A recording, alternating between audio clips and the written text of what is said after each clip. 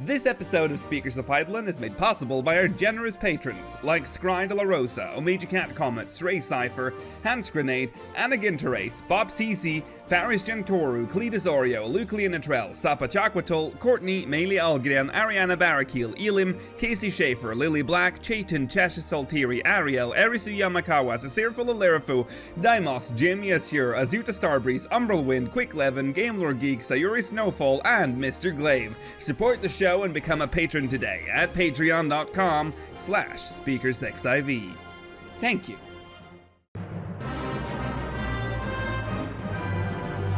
This is Speakers of Hydatos.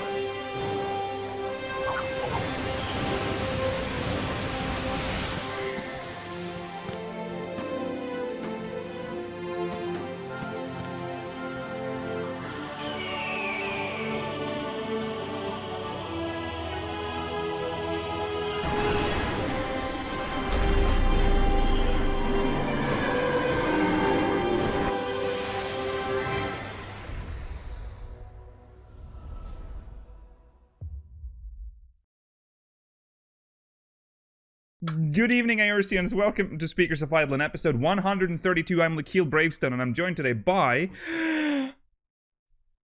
Rolodes and Mala Vanadar. And if you're wondering why... Hi. Hello, Mala. You're wondering what... I always forget to wait for Mala's response. So rude.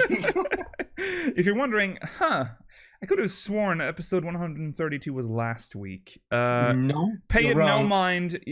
You're wrong. This is episode 132, and today's top story is the last part of the Square Enix interview with Naoki Yoshida and a few other.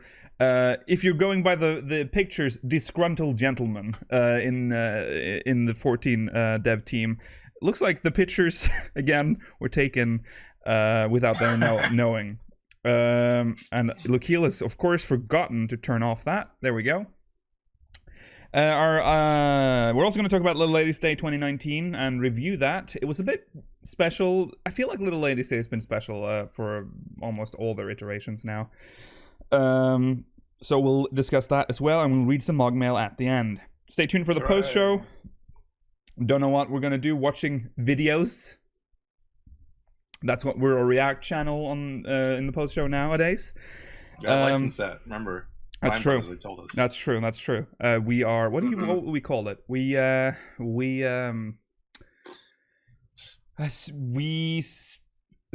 look. We will stop being speakers and become lookers. Watchers of Hydatos. There you go. Some channel updates, as you've probably noticed. Fallen Rise, where is it, Lakeel? Where's you promised another episode of Fallen Rise? Where is it? It's coming, but it's delayed. Surprise. But fret not, because the reason it's delayed is because I'm trying to figure out what to do with Fallen Rise, because technically it can go on forever, right? I don't want that. I think I want to lay Fallen Rise to rest, and then instead, because right now Fallen Rise is sort of twisted to become sort of covering the patches and shit, and that's technically not what it was supposed to be. So I want to like put it like just to end it, and then maybe, you know, Roar or maybe a new series could like cover the patches instead. Like something else should do that. I don't think Fallen Rise should be dragged through the mud any longer. So in episode 9 might be the last, but I might want to end it on a round number. So 10 sounds like a nicer, like it'll be a 10-part series. So while I'm trying to figure that out, it's a little bit delayed. But good news, because we reached a Patreon goal, which means Source story is going to be elaborated a bit more. We're going to make some audio stories now. I am writing it right now, but good lord, that is a bigger task than I expected. So that's more news on that soon. If you're a patron, I'm going to make an update on that, probably in video form, so look out for that. This also sort of ties me down to a 12-hour stream, we have no news on that at this moment. Oh. But we will Shadowbringers 24-hour launch stream. That maybe. sounds horrible. That does sound horrible, but any 12-hour stream is pretty horrible. Yeah. So, Sea of Thieves. hey, that's what we did last time. That was fun. That was That pretty part was fair. fun. And the game was pretty bare bones back then, and it's better now, Yeah. so maybe. They added rowboats, dude. Yeah, hey. Also, maybe we'd actually finish Heaven on High in a 12-hour stream. That's the thing. We could do Palace of the Dead. We could like 1 to 200 solo race. we could have a 12-hour stream where we just finish everything before Shadowbringers. That's an idea. We're gonna do 1 to Uwu. 70 every class. Yeah, except for Uwu and We're gonna do Uwu. Savage. Every single clear will be that day. I promise you. okay. Other than fucking raids and that. No, only raids. We could try. It's We the could only try. good content.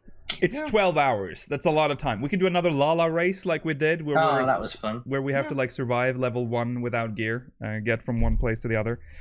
So there's lots of stuff we can do. And then I also have to make some sort of, I don't know how to make that, but some sort of video explaining how I made Roar and Soar and how You could have like a camera on like the wall behind you watching your workstation, and then you just live stream you making an episode. yeah, I could show. I don't want to live. I think I might want to make an edited video. Absolute rubbish.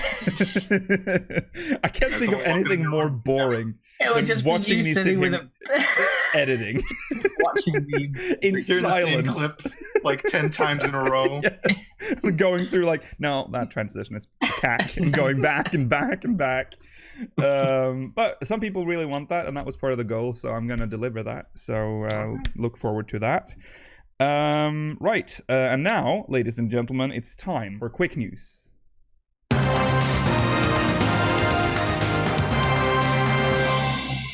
And one of our stories today is Final Fantasy XIV's wedding system, or what? Not system, but real-life weddings are now gaining attention worldwide. We already knew this because they talked about it on FanFest, but the price has been revealed now. Yes. For it's cheap. It's really cheap, guys. All you need to do is scrape up $31,500 and you can have an official Final Fantasy XIV wedding. Reservations for the $31,500 14 themed extravaganza will open in the next several weeks, according to game producer Naoki Yoshida. $31,500 gives you, here's just a partial list, by the way, a replica tuxedos and gowns from 14, so that's the eternal bonding gear that you get when doing it in-game. You get themed decorations, I'm assuming in the style of the Sanctum. Prop weapons of choice, and they look really good. I'm gonna say that. They are they're not made of foam.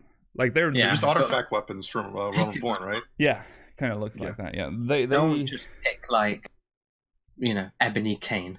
Pick a good one. Made them work for it. Do you think you can pick whatever you want? Because that would be pretty nice. But right here, they are just holding the original AF1 gear. Yes. The Paladin. Sorry, the Relic. The Relic. The White Mage one and the Paladin one. Yeah. And honestly, though, that price for that wedding isn't bad. Especially for like a themed wedding like that. It's not that much more. I'm just saying that it is, in my opinion, a little strange. You're paying a game company to marry you.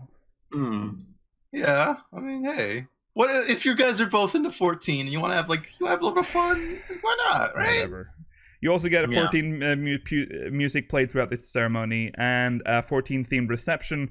14 themed reception foods, including a specially themed wedding cake, and that's the ugly cake that you get at the end of the eternal bonding, which is that like pink and red cake with the. But that's a really big cake, isn't it? It's a big cake.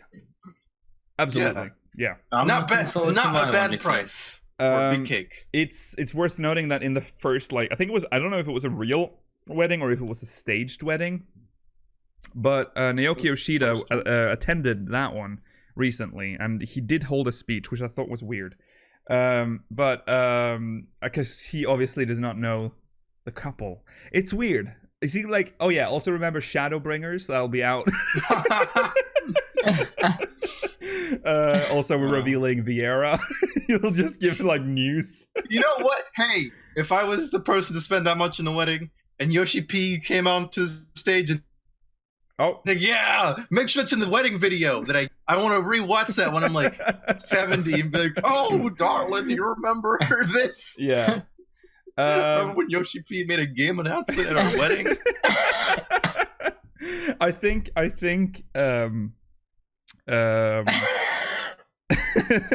don't think Yoshi P is going to do this in every wedding. I mean, he's got other things to do than going around holding speeches at weddings. I think this was just, because the press was there as well, so he just did it for the camera. This was the first one too, right? Yeah, yes. The first and last. Oh, it's Japan. It's not going to be the last. Right. So, if you want to get married in 14 style, 31,500. That's the price. All right. I make Is good it legally binding? guys. You can. Oh yeah, it's a real wedding. Good. Yeah. Okay. Yeah. Same here. Right. For grabs, basically. Yeah. DM us your availability and your budget and. Right. Let's move on to an announcement made on the official forum from Yoshi P regarding Hydatos and the Baldesion Arsenal. And this is going to be a little bit about the portal sniping that's been going on, and just like general feedback on Hydatos. This is a pretty large post, and it is an official post. It was originally posted in Japanese and then later in English. This is the English one. Obviously, I'm not going to bring out my very good Japanese, which I'm sure you all believe. I'm very capable of reading. So he's a master. Neko. Okay. Yeah. Tori. Hi. Hi. Tori. Catbird. Brilliant. Nahuro. Yeah. Okay, regarding Eureka, Hydatos, and the Baldesion Arsenal.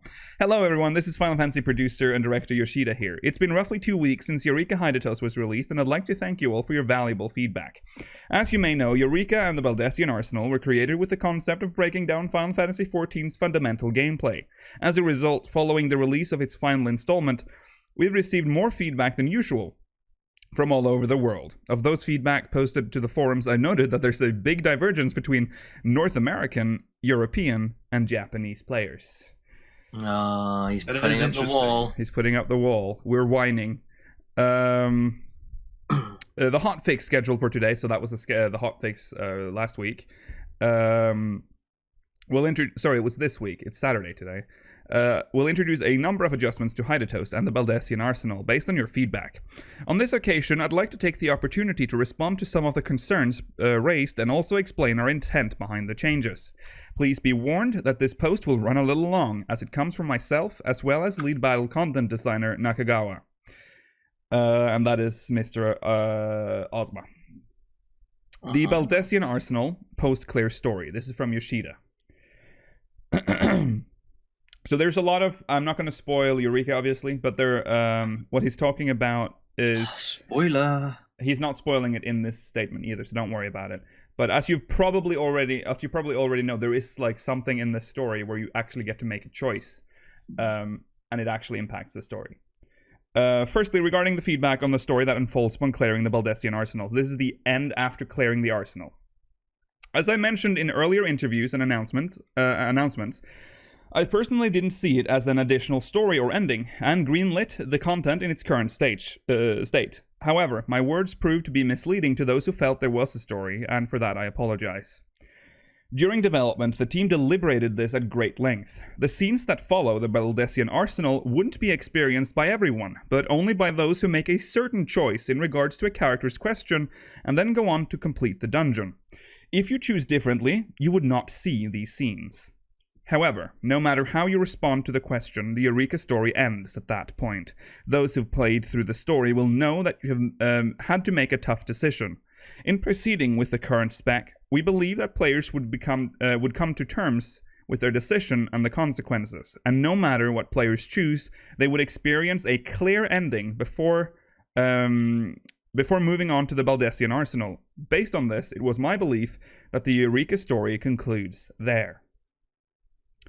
Rather than being a true ending or an epilogue, we sought to depict the events following the Baldesion Arsenal as a happy accident. This is because it's impossible to predict such an outcome when you're faced with the above-mentioned tough decision, and if the choice you made left an unpleasant aftertaste, then that was as we had intended. But regardless of our intentions, the way we implemented the content has been the subject of considerable criticism, and we're taking it all to heart. I will also endeavor to take greater care with how I explain things. Please accept my sincerest apologies. How do you guys feel about that response? So it's pretty vague. It's vague, but the thing, the core here is that people complained that they've made a choice that is irreversible, and if you've made a certain choice, you don't get to see a certain set of scenes at the end of the Baldesion Arsenal. Are they worth seeing? Are they good? We can't talk about that. That's spoilers. I actually don't know. I haven't checked. Yeah, this. I mean, it depends how impactful they are on the story overall. Mm-hmm. To him, though, as he's saying, the official story for him ended with the Hydatos portion of the story. The Baldesion Arsenal story isn't supposed to be like anything in his eyes, but it is. There's a set of scenes that play if you've made a certain choice. Mm-hmm. So I guess some people that are very invested in Eureka's story, which a lot of people probably got at the end, because Hydatos actually ramps up the story a bit, it kind of felt like they were cheated of... I don't know, but I kind of like that it is permanent. That you have actually made this decision, and this has changed the outcome. Like, you made that choice. You have to stand by that choice. If whatever happens in the cutscene at the end of the Baldesion Arsenal wouldn't have happened in the one instance, then obviously you can't see the cutscene because it doesn't happen in your story. Mm-hmm. Yeah. So yeah, it's fine. You know. Of course, there's also the I guess the other part of the complaint is that some people made a choice and they don't get to see those scenes because they can't get through the arsenal. I guess. There's a lot of stuff in this community about, or in games in general, I suppose, in that you have to be able to do everything. Yeah. But then, you know, most players in the game haven't got the PvP trophy that you get for being first. Yeah. And like, it's not a big deal, but you're happy to miss out on that because it doesn't interest you. Yeah. Not happy to miss out on this bit of story because that doesn't, so, you know. It's not. And I agree. It's like some stuff has to be exclusive for the people that put in the extra effort, if you get what I mean. It is. It's like you said. The story ended with the Baldesion with the Hydatos story. If you want to see the other part, then you have to get through the arsenal. Yeah, I think that was also established prior to the release. They did mention this, that there was going to be something at the end, but it was not going to be like something you needed to watch. Yeah. Guess it turns out it kind of has to, so it's kind of a little bit on them too. They might have done too much at the end and sort of made it feel like there's more story at the end that they don't get access to. But we'll carry on here to Mr. Ozma Nakagawa. This is he's the lead battle content designer. Hello everyone, this is the lead battle content designer Nakagawa. Thank you for your feedback and discussion. First of all, I'd like to apologize for the stress you've experienced as a result of the entry requirements for the Baldesion Arsenal. Pegos? Yeah. Finally, an apology. And I'd like to thank you all for observing good manners when enjoying Hydatos and the Baldesion Arsenal. The following is an explanation of our policy behind the changes to the content. Please take a moment to read through it. So this is, I think all of this is already been implemented. At least this first thing. East requirements for the etheric stabilizer. The etheric stabilizer was devised as a priority ticket for gaining entry to the Baldesion Arsenal, but it isn't seeing much use due to the difficulty in obtaining it. If it were too easy to obtain, it wouldn't serve its intended function, but there's undeniably a problem with the current spec. In response, we've decided to ease the requirements for obtaining the item while preserving its purpose. This adjustment will be implemented in today's hotfix, so it has been implemented, and players will find the item considerably easier to obtain. this adjustment is intended to make it possible for players to enter the dungeon with a reasonable time investment, while alleviating the completion for the entry amidst random conditions. We'll keep an eye on things and make further changes if necessary. I don't know what this item is. Is this something that drops... What was it called again? Etheric Stabilizer? That's what you use to get inside the portal, isn't it? Is it? Where do you get it? Oh, wait, is that the... I don't understand what it is. You trade in with crystals from every area? Isn't that what it is? Oh, is that what it is? Oh, do you? So you have to go back to the old ones? Ah. I might be wrong. It's from chests, from an NPC. There's an NPC. Okay. Trade in. You need 3 items. Those are the items that you get: the plating, the other thing, and the other thing. Oh, that sounds horrible. Yeah. Okay. That's why they drop so easily now, I guess. Because you keep getting them now in chests. Right. The adjustment is intended to make... sorry, I just did that. Increase rewards for the Fate Baldesion Arsenal Expedition support. We received a lot of feedback saying that the reward for completing expedition support is inadequate. In order to make it worth the difficulty, we will increase the amount of Hydatos crystals awarded. These adjustments, it drops like 30 now, which is pretty darn good. This adjustment will also be implemented in today's hotfix and will make further changes as required. Right. Abandonment of the Fate Baldesion Arsenal Expedition support, and I don't want to believe. We consider this to be one of the biggest problems in Hydatos and are hurrying to implement a solution. This problem came about as a result of an attempt to address an issue immediately before the patch's release. We had observed that Ovni's knockback attack was preventing players from receiving entry rights, and so we expanded the area of eligibility to the whole field.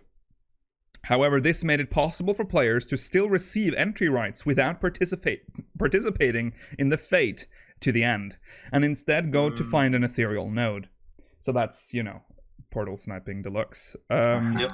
Most of all, this situation was unfair to those tanks who stayed to keep up enmity until Ovni's defeat, and we'd like to apologize. In order to resolve this problem, we're considering the following adjustments. Please note that these are subject to change. So here are some changes. Changes to the fate I don't want to believe, which is Ovni.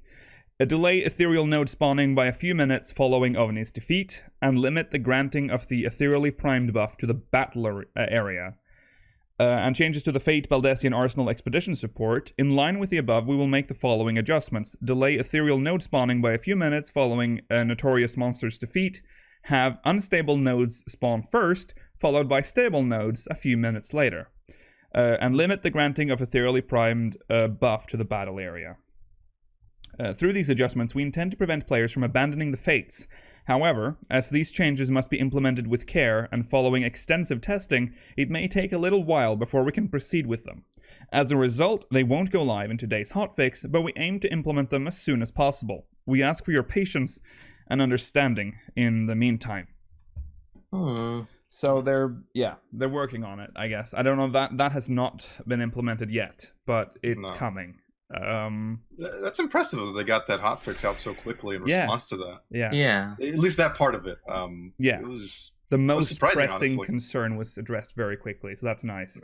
And it looks like it's going to get better. That's probably those changes are probably going to help with portal sniping pretty well. And then reflecting on the Baldesion Arsenal.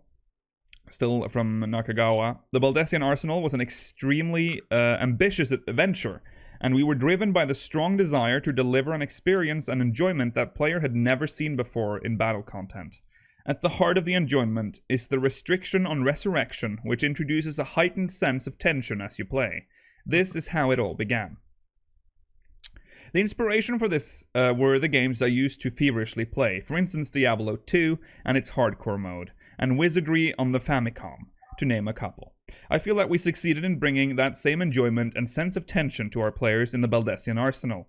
I also think we succeeded in creating an enjoyable high-difficulty raid dungeon for the largest ever number of participants ever seen in 14. Having said that, due to the above-mentioned issues and other things we've learned through your feedback, we've caused our players a great deal of stress, and this is something we deeply regret. We've been made to realize that there are many things we can change and improve upon. We've determined to correct all the major issues and take the experience with us when we develop future content. My responsibility on the 14 team is to plan and develop battle content that will be enjoyed by all our players. In this post, I've been given the chance to say a few words on Eureka and the Baldessian Arsenal, but I'd like to state that my desire to create great content applies across the board. In the future, should more issues like this arise, I promise to take your feedback to heart, communicate openly with you all, and quickly take the necessary measures to improve things. Thank you for your continued support. Good. That's a nice response. Still in QuickNews, by the way. Yeah, we're still in QuickNews. Just so people know. Yeah. I'm glad they're acknowledging that Eureka has. Oh, sorry, the BA has some issues, and Eureka as well, I guess. Yeah. So I mean, the Arsenal itself is fine, but it's like the entry stuff that's fucking crap. And how they need to just come up with a way to create a 50 whatever person group and just go in like that. Yeah. And then it would all be solved. Yeah. This whole like jumping into instances thing to try and like find an empty one and exactly, yeah. Organizing a Discord, like, what the fuck is this? I mean, I appreciate the community doing that, but at the same time, it's like it's good, but at the same time, it also seems like they've sort of taken control on it, and people are going to miss out who don't want to join that group. Yeah, and it shouldn't be like that. Yeah, I don't think it's anything on their part for like organizing like this, because you have to. You do. This is what the content, like, you have to do this, the content. But it reminds me of like stories I used to hear about, like WoW or whatever. Yeah, where people would like what are they called? Guilds? I forgot the word for guilds for a second. Wow. we're like guilds, which is, I almost said free companies. Where guilds would have like a monopoly on all the hunts or whatever they were called in their game. Yeah. And it's like, okay, when this spawns, it's ours, and we're gonna be there to get it all the time. Yeah. Yeah. And I don't know. I don't want that kind of stuff in this game. I appreciate the organizing. I think that's really cool, but it's got some kinks to work out there. I guess hopefully it sounds like we're getting a second another Eureka-esque place in Shadowbringers, and maybe by then they've figured out how to solve this. Because they're using 14's like Bubby party system, and it's clearly not quite working as intended for this content. Yeah. I still don't see why they don't. Why can't they just make an endgame zone in the overworld? They still haven't tried it, and I just wish they would. Like a zone or something, like with 20 repeatable, like random quests you do a day, or whatever. I guess they really just don't want people wandering in there like that aren't supposed to be there. I mean, they'll just die and probably learn their lesson and not go back there. Yeah, but I don't think they want to give people that experience. Yeah, I don't know. I don't know how that would fit. Like, this open dungeon is still basically an instance dungeon for the most part. Yeah, a lot of people are calling it an open dungeon, but I mean, the dev team has also been very clear. This is a public dungeon. It's not an open world dungeon. Okay, so fair enough. It isn't, because you there's a limit, right? That's the whole point with an open world dungeon, is that there's no limit. Like, you can just go whenever, whatever. There's no entry requirement, whatever. At least that's how it used to be.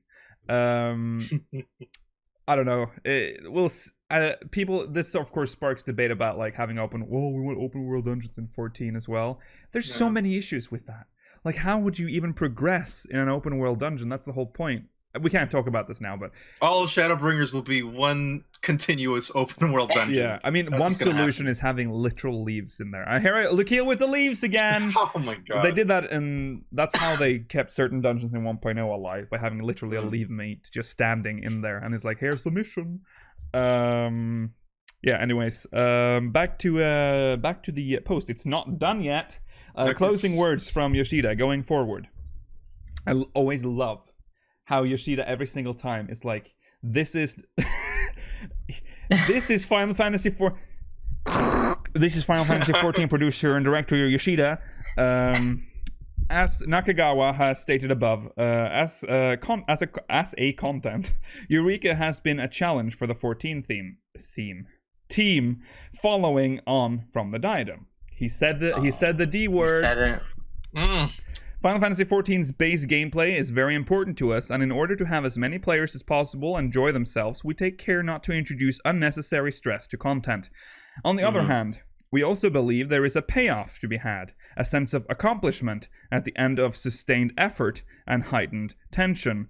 This is a good kind of stress, and it's the driving concept behind content such as the Diadem and Eureka. Oh yeah, that Diadem was stressful. Which aim to break out of the 14 box. Those are important words. As a result, there may be situations like Hydatos, where feedback diverges greatly depending on region, and issues arise that are beyond our anticipation, but we'll learn from this and strive to continue delivering new ways to play. With the 5.x series of patches, we'll be trying something new again, but in the meantime, we'll continue making adjustments not only to Hydatos, but Eureka at large. Thank you for your continued support. I am curious about the different feedbacks from every region, because he said America, Europe, and Japan separately, right? Yeah, North America and Europe was in one bracket, and then Japan, which is the usual. Like Europe and North America is usually in tune, and then there's you're fashion guys. Except that we love glamour, we love fashion. Oh gosh, yeah, we can't do race though. I wonder what the Japanese reception has been to BA and all this stuff. I have a feeling that they like it. Don't they like Eureka? Didn't we not talk about this before? That Eureka is a pretty decent success in Japan. I mean, Hydatos is a success here as well.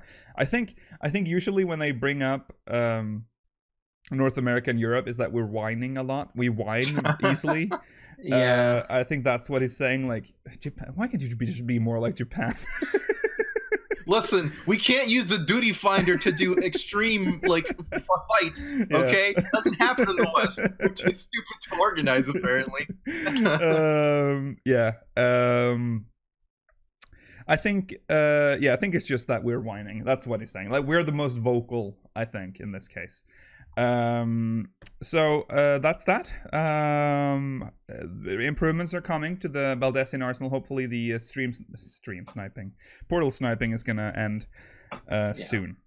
Don't stream snipe us in 14, please. Don't do that. Please don't. Big no. Stop finding our hiding spots. Yeah.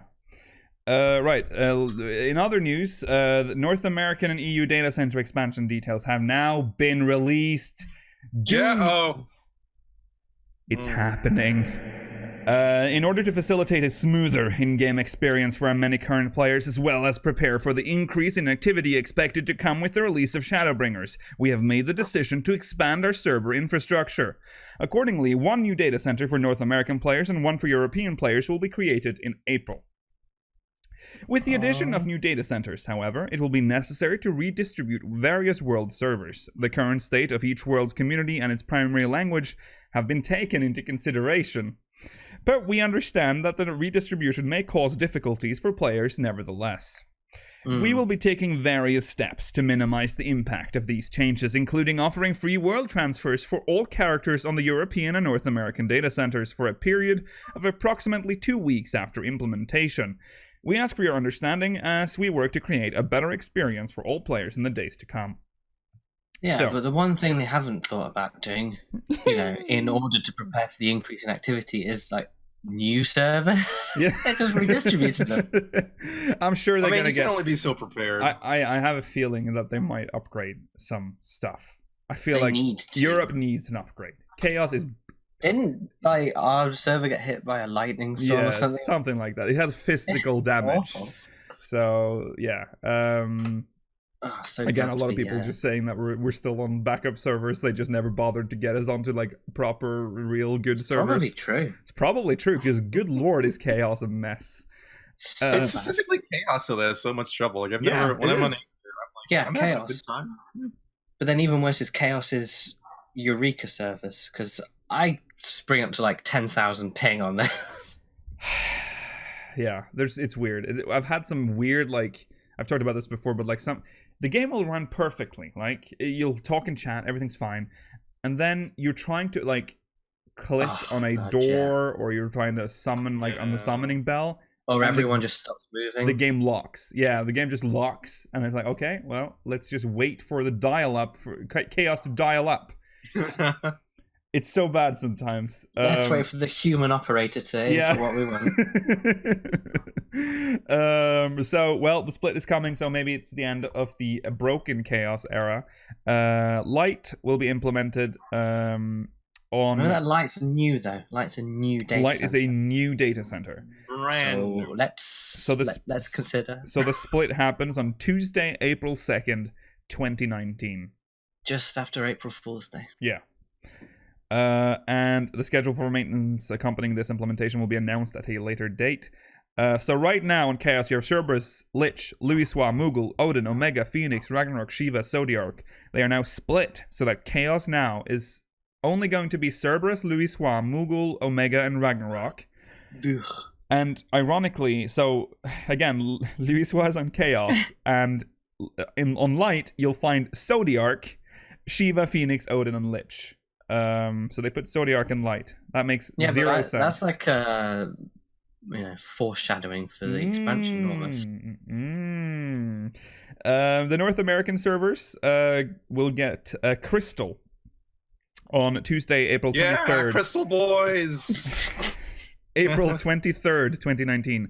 I'm not going to read all of the... Well, maybe I should be fair. Ether consists of Adamantoise, Balmung, Cactuar, Coral, Fairy, Gilgamesh, Goblin, Genova, Mateus, Midgard's Ormer, Sargetanus? How do you pronounce this? Yeah? Sargetanus. I keep being correct. Sargetanus. Sargetanus, Siren, Zalera, Behemoth, Brynhilder, Diablos, Excalibur, Exodus, Famfrit, Hyperion, Lamia, Leviathan, Malbro, and Ultros.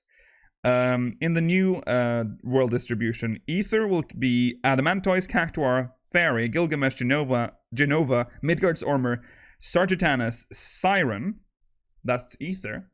Primal will be Behemoth, Excalibur, Exodus?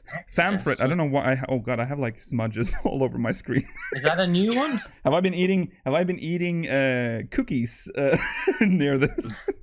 Exodus, Famfrit, was Exodus not on the... Yeah, Exodus is it still a thing. No, so let's not... Hello, oh no, it's on there. Exodus. Primal, yeah, we know you exist. Yeah. Famfrit, Hyperion, Lamia, Leviathan, Ultros. Crystal will now be Balmung, Brynhilder, Coral, Diablos, Goblin, Malbro, Mateus, and Solera. Yeah. Wow. That's my server at the very bottom. Yeah. That's me. Bottom confirmed. World transfer. For a period of approximately 2 weeks following the implementation of each new data center, all characters on affected data centers will be able to transfer worlds at no cost. The following accommodations will also be made for players transferring worlds. So this is the restrictions there's hardly any restrictions, I guess that's the point. Players will be able to carry up to 999,999,999 gil, so the gil cap, to their new world. Players who own an estate will have the full cost of the land returned to them and receive an additional 3 million gil to compensate for lost furnishings. Players who own an apartment will have the full purchase price of 500,000 gil returned to them and receive an additional 500,000 gil to compensate for lost furnishings. So if you have an empty apartment, you just got 500,000 gil. Congratulations. Additionally, all active accounts with game time remaining in regions that experience a maintenance period longer than 24 hours will have the remaining game time extended by 1 day. So the availability for EU Tuesday, April 2nd to Monday, April 15th. That's all characters on the EU data centers.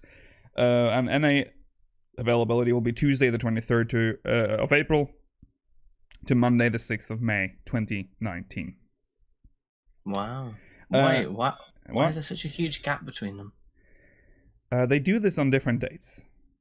Very different dates, though. Yeah, it's probably better to do them on different days. Yeah. It's probably quite a big task to do this, so they probably just need a break between. Yeah. I don't know. They just send over the guys from Japan or something. I don't know. I'm assuming like the first few weeks after they've made the split and stuff, they have to like monitor it and like. Oh my god, it's gonna be horrible. Yeah, it's gonna be. Yeah, it's gonna be the worst thing ever. Transfer to congested worlds will remain unavailable, so you can't sneak into Balmung. Transferring to a preferred world will confer the usual transfer bonuses in addition to those listed above. Though in the event that a bonus is the same, you will not receive it twice. That makes sense. Players transferring to standard worlds will not be able to transfer again until 3 days have passed. Those transferring to preferred worlds will, as always, be unable to transfer again for 90 days. Whoa. Yeah. So there you have it. Hope you've found your. If you're preparing to move, you should hurry up and like decide because it's coming. Yeah, in months. Yeah. I'm sorry to our Chaos friends that are being torn apart. Chaos is so brothers. Sad. I'm still so sad about it. It's gonna be sad when it happens because we're gonna instantly notice. Yeah. The moment we do a hangout and we open a party finder, we're gonna see. There are certain names that we are never gonna see again. Yeah. That's sad. That saddens me. If you're wondering why. Transfer. For those that wonder why, it's because Chaos has literally been one data center forever. Europe has only ever had one data center, so sad. Well, let's move on to a curious thing. Square Enix is now cracking down on Mog Station items purchased through eBay.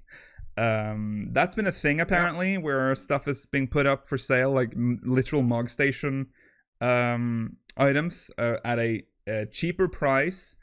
That is just now Square Enix is like, oh fuck, what's happening?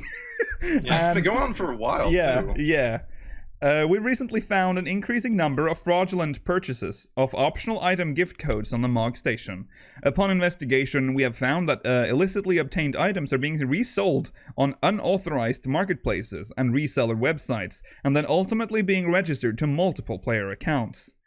We would like to remind players that both offering to trade gift codes, either for real-world currency or for in-game currency or in-game items, as well as the actual trading of gift codes, are strictly prohibited activities, and engaging in such actions could result in penalties against your account. Furthermore, as recent investigation has discovered that the gift codes are being obtained through fraudulent means, a purchase of such illegally obtained gift codes from resellers will be regarded as participation in a fraudulent transaction. We would like to take this opportunity to remind all players once again to avoid purchasing any optional items from sites other than the Mog Station. We appreciate your understanding and cooperation. There you go. All right.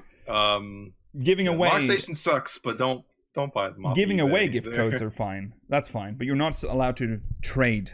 Yeah, you can't get anything in return. Right. I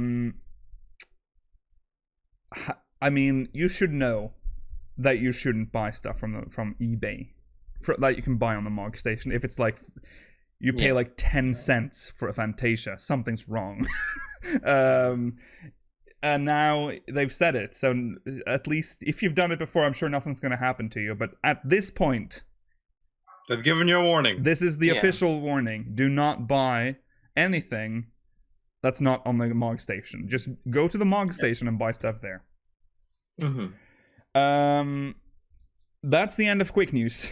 Okay, wow, that was... How long was that? It's been so long, I feel like we have to run the jingle again. It's over.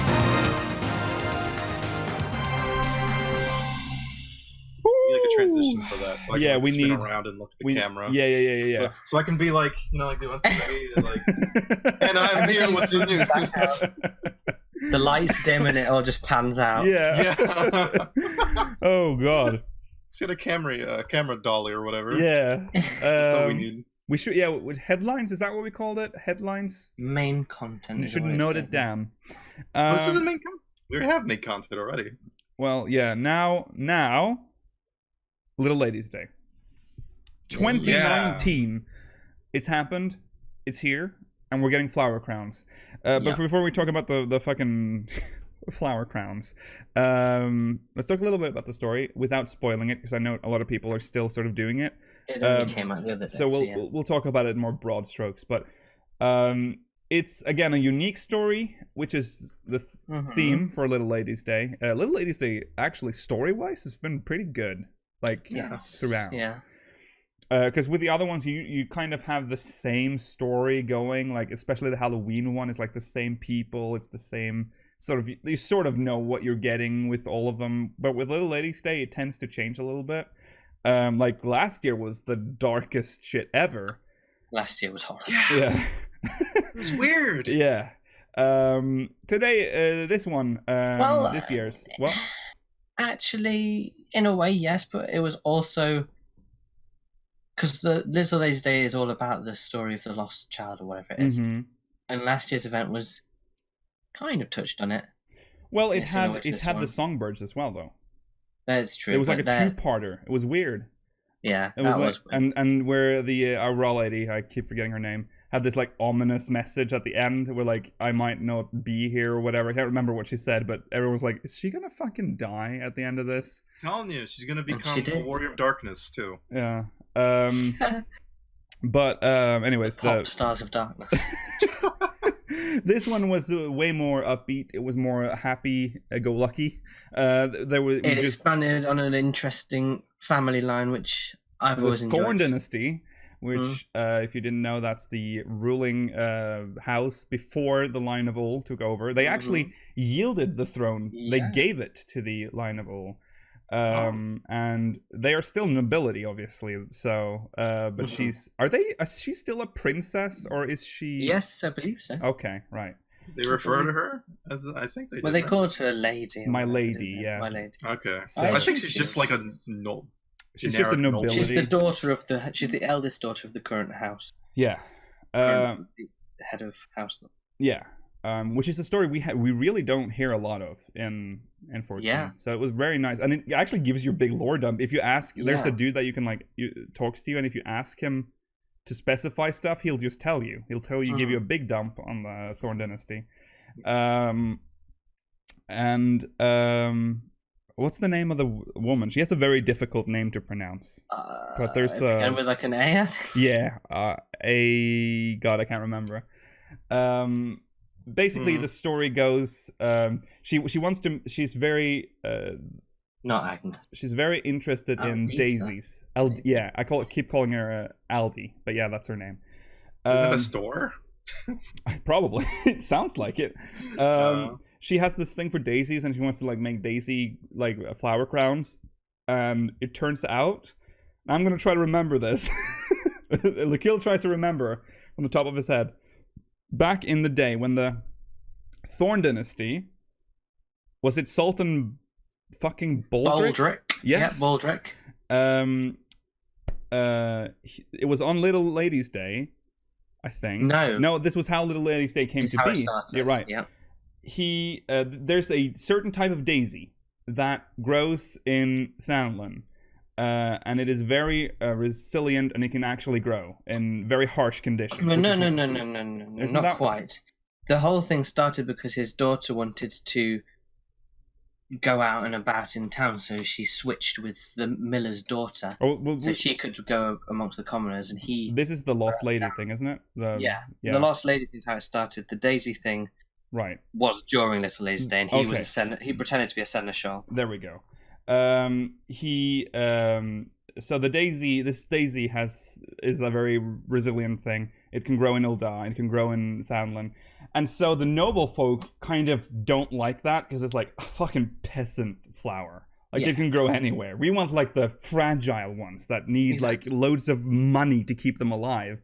And so the this one little girl. Was this girl of any importance? I can't remember. No, she was just a random peasant. A commoner, but he was. I think he was her seneschal for the day. Was he? No, he wasn't. I think he was just in his throne room, I think, or whatever. And she came up. He was just walking around. Something like. I don't think he was her seneschal at that point, but she hands him a daisy. He was. Yeah. Was he? Yeah, he was looking after for the whole day, and at the end of it. To say thank you, she presented him with a crown of daisies. That's how it was, yeah. And all of the noblemen were like, you can't do that. And what he did, he took off his royal crown and he put on the daisy crown and he said, you and I are the same. You and I are the same. And it was beautiful. Cute little story. I really liked that. I thought it was a lovely little story. Yeah, that was very nice. I like that. And that's the story of the flower crown. And then you are tasked with giving out flower crowns together with the lady. Yeah. And as you finish that, there's a repeatable quest that actually has like 7 different variations. Yes, I think I've only seen like 3. Yeah, I got big streamer's luck, and I got all 7 in a row. Every single one. Yeah, Ridiculous. Yeah. Whatever.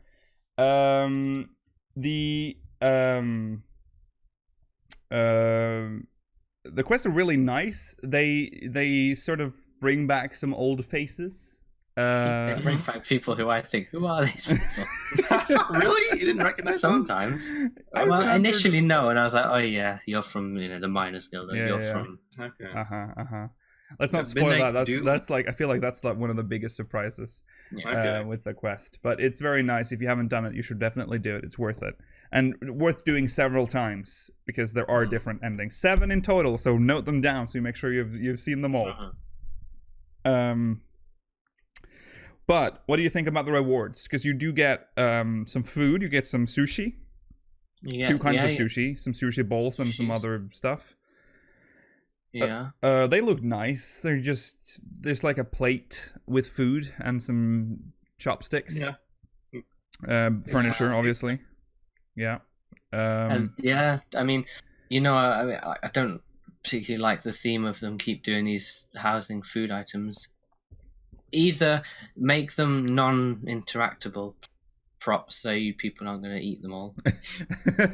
You animals! Yeah. Well, people won't be able to eat it unless you share the estate with them, or if they're part of your FC. But I don't like them having the little arrows above them. I know you can turn them off, but... Yeah, I've turned them off. I haven't seen them since launch.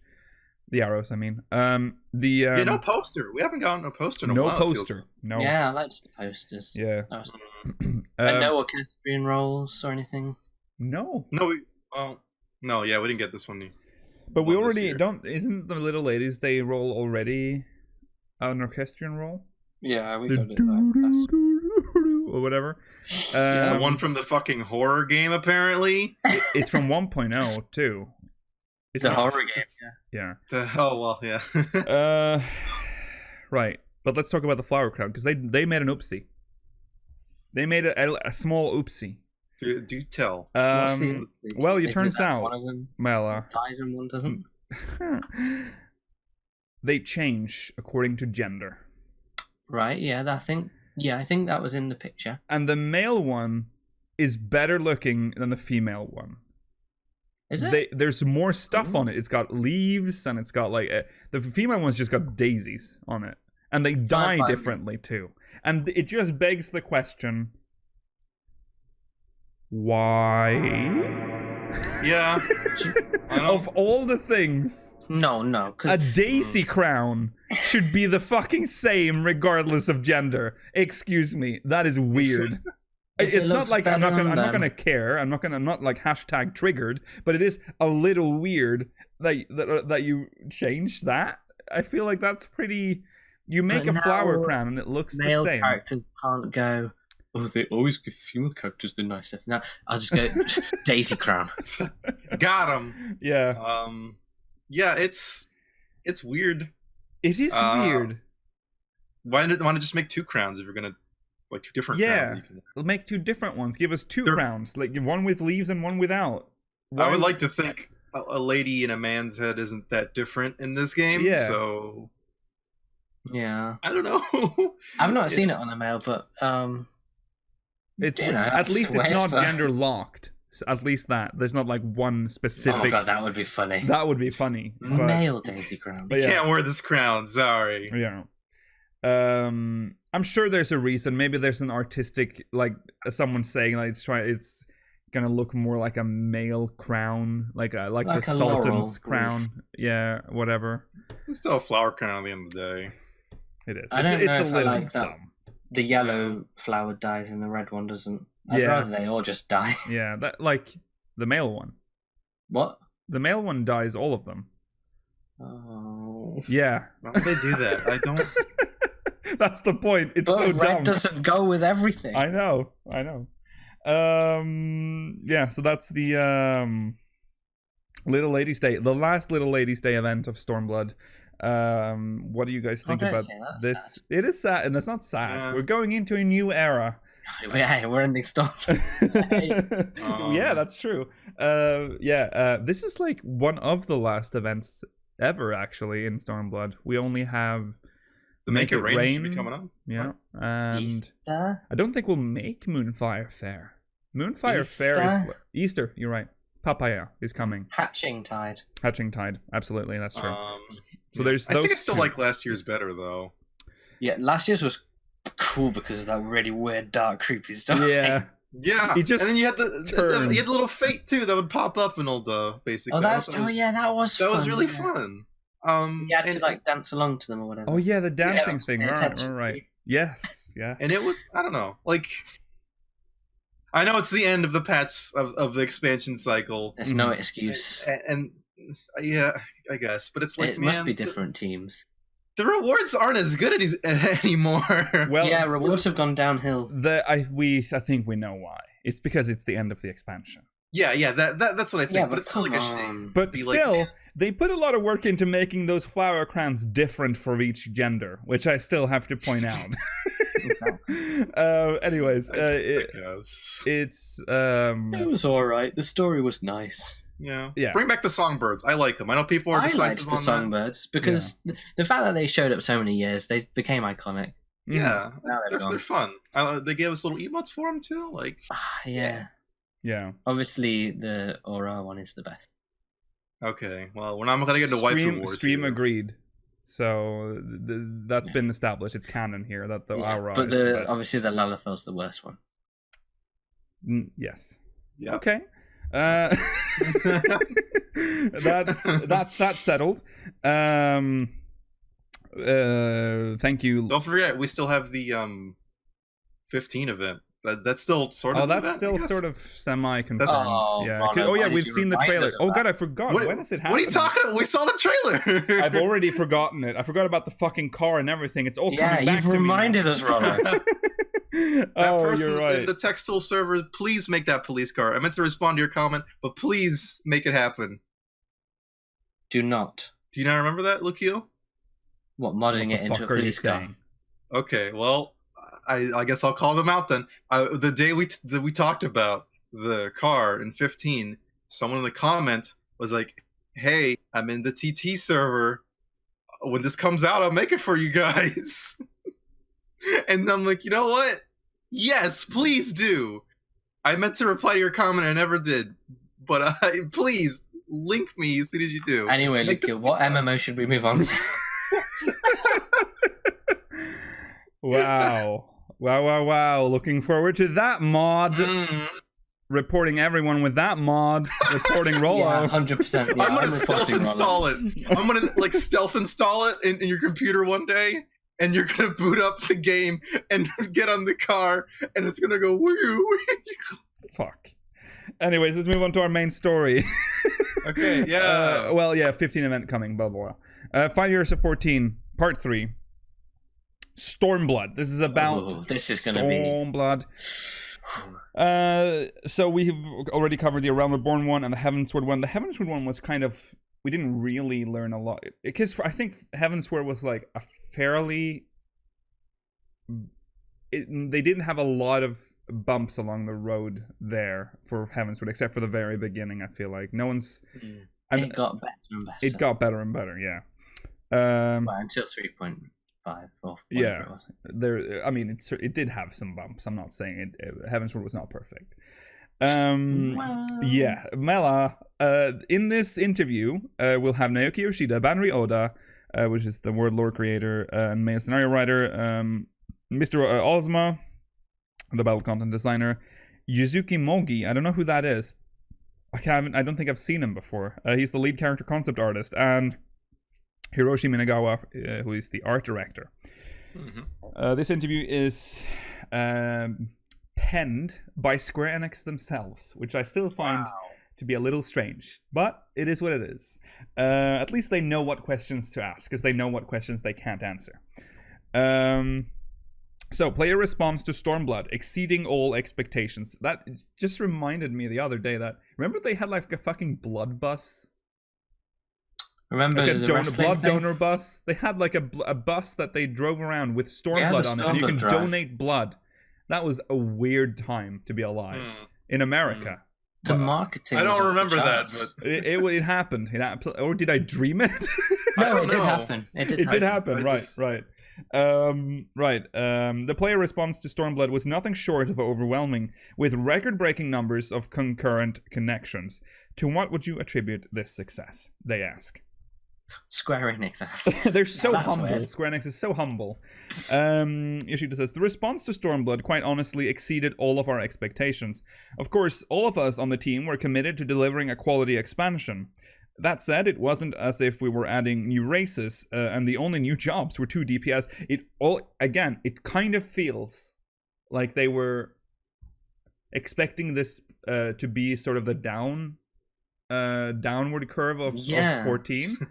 Because if you think about it, we didn't really get a lot on that expansion, like at launch. We got less of everything. Yeah. The only new jobs were 2 DPS offensive roles, so I figured that the best we could hope for would be a response similar to Heavensward. Furthermore, gamers these days are more into mobile games that can be played in short bursts, and time-consuming MMORPGs are harder to fit in their schedules. That's not true. It's clearly not true then. I don't know. I don't know about you guys, but I play. I play titty games on my phone. I gotta play mobile games, dude, to get my gacha. This is something I've felt more and more overseeing the daily operations of the game. In that sense as well, the incredible response was a genuine surprise. As for why it happened, some people ask me if it's thanks to the TV series Dad of Light, or because Teru from the Japanese rock band Glay started playing, but these would only affect the Japanese market. Stormblood brought in a huge number of new players from overseas. Looking at it in that light, I can only say that the true cause must be something we on the development team can't see, something beyond our control. Something like the word of mouth among our players, or just everything we've built up little by little since the early days of A Realm Reborn. Those sorts of things came together with our plans for this expansion, and the result was a chemical reaction we never could have predicted. However you want to put it, I feel that something extraordinary happened. I mean, it's just because the amount of good MMOs is getting smaller, but the amount of people who want a good MMO is probably growing, if anything. Yeah, and people also like MMOs. People still play them. They're a big genre that's been abused, and that like 2010 crash of MMOs, basically. Mm-hmm. Yeah, that was dark times. Also, it kind of helped that WoW wasn't doing so hot at the launch of Stormblood as well. I believe that was wasn't that in the wake of that's the end of Legion, right? Legion, right? So I believe that was a downward spiral, wasn't it, for WoW to begin with? I mean, it's probably been their best expansion since, like... Oh, yeah, of course, the one before was... everything before that's been awful. Nothing's going to beat that one. I can't even remember what it was called. What was that one called again? The one before Legion? Draenor. Warlords of Draenor. Okay. Yeah. Which came out when Heavensward was released, which you would... Surely would have pushed more people to the game. Yeah. But they did some serious promo for Stormblood, which they didn't do with Heavensward. Like, at least in North America and Europe. Like, they did, like, massive... They did WWE fights. They did the blood bus. Yeah. They did, like, special noodles or something. The Hardee's Cup? The Hardee's Cup. Where you could get a sweet buns or whatever. Cinnamon buns. Cinnamon buns. You got like massive, like they covered buildings with like murals for Final Fantasy 14 like ads. It was a wild time in the ramp up. Do you remember the Twitter spat? The WoW account and absolutely. Oh, that was really fun. I liked that was that was like the last patch of Heavensward, because it was like Revenge of the Horde, and and WoW was like. Yeah, so this is the true. Yeah, I liked that. It was very silly. It's like, did you know you could beat this dragon in this game? It's like, well, you can beat this bigger dragon in this game. I liked that. Yeah, that was so fun. bizarre. So it is weird to me that they didn't expect that to like bear fruits like that. Yeah, they doubled the budget and dropped like 90% of it on marketing and wine. So. Like, of course they're gonna get. It's weird because they don't really. It feels like they don't really have faith to North America and Europe. They're like, oh well, we'll try some stuff. We'll use like 50 million or 500 million on marketing. Maybe we'll get like 10,000 players. But it's like also the word of mouth for 14 is like really good. Yeah. Because like I don't know about you guys, but it's like I can talk about the game near some people, and they're like, oh. Because 14 genuinely has an intriguing, not only in-game story, but it has like a real-life story as well. And I think that's like their key card. Like that's the one thing that makes it that extra, gives it an extra edge. All you have to do is censor on a video of like one of the more interesting fights, like Byakko when he does the falling thing. And they go, "Oh, that's new. That looks cool." Yeah, look at that again. 14 is very cinematic too. Yeah, so it's comparing that to like other games, and everyone loves Final Fantasy as a series. And yeah, of course, it's got a big. Everyone has like a boss that they like too. Exactly, everyone's got something, and they'll find it in this game. Yeah, exactly. You're like, oh, you like 6? Well, you could fight the train. There's a whole raid based on it. Because you can fight the train. Yeah. Right, let's move on. Nakagawa has something to add. Each time I approach a new expansion pack, I do so with the goal of outdoing the previous one. With Stormblood, I feel like we had something really solid from the earliest stages of development. That said, I never expected those record numbers, so that really caught me by surprise. I think the team has put a lot of hard work into the game since A Realm Reborn, that we've grown in the process, and that Stormblood is the result. Yeah. Oda-san says, up until now, there was a culture with online games where if a player quit once, they were typically gone for good. But we designed 14 to be a game that players could come back to even after taking an extended absence. Even players who took a break from the game back during Heavensward, for example, could easily come back and take on the new content in Stormblood.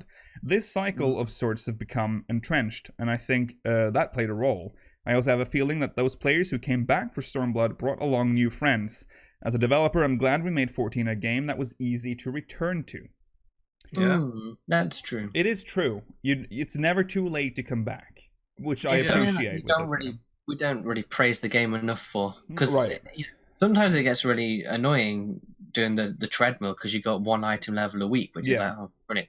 But when you've not played for 6 months and you can basically jump into the latest trials and stuff, that's brilliant. Yeah, it is. It is. Yeah, it's like the catch up is like. If you play consistently for like a good week, you'll probably be all caught up to whatever. Honestly. Yeah. Right. Yeah. So that's. I feel like more MMOs should look to 14, like in that aspect, because a lot of MMOs are very difficult to catch up on. Like if I don't know how WoW is now, but I know I quit at a very low. Oh, it's fully RNG now, as far as I'm aware. Like they have piece RNG of gear you pick up now. can have procs on it to be like 10 item levels, more 20 item levels. So you don't even know what you're gonna get. You can't just. Yeah, they made it worse. That's insane. Why? Okay, well, it's like Diablo 3 as an MMO. It's weird. Oh, oof. Yeah. Okay, well, Yoshida, that was one of our main concepts in creating A Realm Reborn, to make a game that was easy to come back to. MMOs require a huge time commitment for players, and in that sense, we're competing against all other forms of entertainment. So it was important for us to make it so players could take a break and then come back again. Minagawa adds, after all, we want to play other games from time to time too. Yeah, that's right. You're going to get a lot of laughs in this one. Yoshida says, even with a great television series, here's the TV thing again. Every time. If that's all I'm watching, I get sick of it sooner or later. I think it's easier to appreciate a good series if I take a break and watch something else between seasons. It's true. It is true. Yeah. But it is, yeah. He's so weird with his TV He thing. is weird, yeah. Yeah, that's pretty straightforward. We know they've said this before as well, that that's the most important, and that might be why 14 is still doing well. Because people can come back. It's not like, okay, I haven't played 14 in like since A Realm Reborn. Guess I'll never play it again. You can actually. You can actually return and be caught up within like a week or so. Well, you need to level, though. The leveling process takes a while. But now we have earrings. That'll help you. So, yeah, I mean, pre-order Shadowbringers. Do it. Hey. Yeah. They send you the code in like 2 days if you get it on Amazon. The only real slog that's holding you back is the story that you've missed. But even that has been streamlined. It is the best part. That's, it's worth the sub alone, is the story. I'd do anything to go back and redo the whole story without knowing it. New Game Plus will help you there. No. They'll wipe your mind too, actually. Hit the New Game Plus button. Yeah. You'll forget everything. Okay, here's some background on the origins of Stormblood's Japanese aesthetic. Now, this has been sort of something we've talked about a lot too, like why they did that. Like, it feels like still feel like it was sort of, they like added that, like, we don't have enough content with Alamigo and stuff, so we have to like let's add the East. Why not? Yeah. Let's do it. But let's see what they say. Stormblood introduced 2 new DPS jobs, Red Mage and Samurai, both of which have a long history in the Final Fantasy series. In particular, Samurai brings with it a Japanese flair that we haven't seen much of in 14 to date. What was behind the decision to include this aesthetic in Stormblood? Mogi says, since the days of 11, players have been clamoring for the land of Hingashi to appear as a playable area. Yoshi P gave the order that he wanted to create a Yorcius version of Hingashi, and Stormblood was then what came to fruition. That said, a Japanese aesthetic can take many forms, from something truly Japanese to the Japanesque aesthetic that people abroad picture. So we discussed with Oda and the other writers what we wanted to go for, and then came to a decision. Minagawa says, to determine the scope of the Japanese feeling we were going for, I started out by envisioning and drawing extravagant, eye-catching structures like the You can do it! Yeah, an undersea palace from Japanese legend. I drew the extravagant pointed elements and then the surrounding areas, adjusting as I went along, taking care that it was neither too ordinary nor overdone. I think it's that sort of like Kyoto castle. Yeah, okay. Look, basically. Yeah. This is the one from the Ruby Sea. That's the castle. Like from the dungeon. Yeah.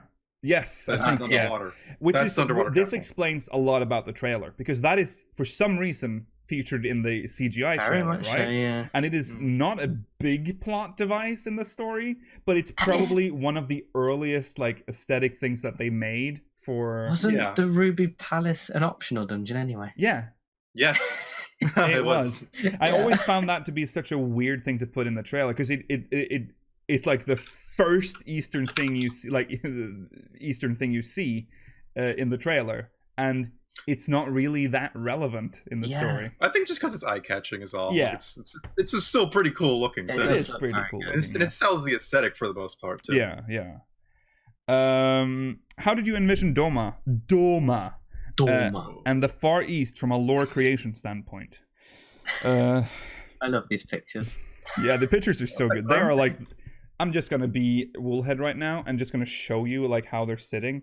Oh, look at that guy on the left. He's like so angry. He looks like he's getting grounded. Let me go home. To our audio listeners, there's a picture of 3 men sitting next to each other, and it looks like, first of all, the one in red is Mr. Ozma. He does not look like he wants to be there. Yoshi P is giving them a stern talking to. They're about to get grounded. Yeah. Okay, so the question was, how did you envision Doma and the Far East from a lore creation standpoint? Oda says, foremost in my mind was that I didn't just want to create a simple replica of Edo period Japan. Edo, with Ishgard. Edo. With Ishgard, while it has a medieval European atmosphere, it's not as if it has buildings or culture lifted directly from actual history. Ishgard has its own background, the war with the dragons, and this is reflected in the cityscape. Likewise, the lands of Doma and Hingashi are Far Eastern nations that exist on the planet of Hydalos, and so I set out to give them their own unique history. Mogi says, when I heard we were doing samurai, at first I pictured the armored warriors from Final Fantasy V, but Yoshi P preferred the simple kimono-clad look, and so kimono. We say kimono in Norwegian.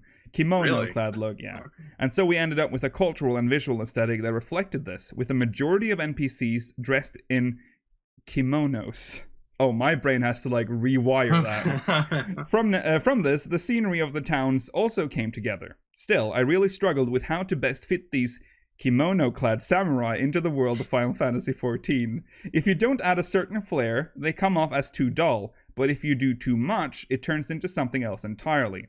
So I thought about what I could add to convey the intended aesthetic and catch the player's eye, like the dragoons from Heavensward, and eventually settled on what you see in the game today.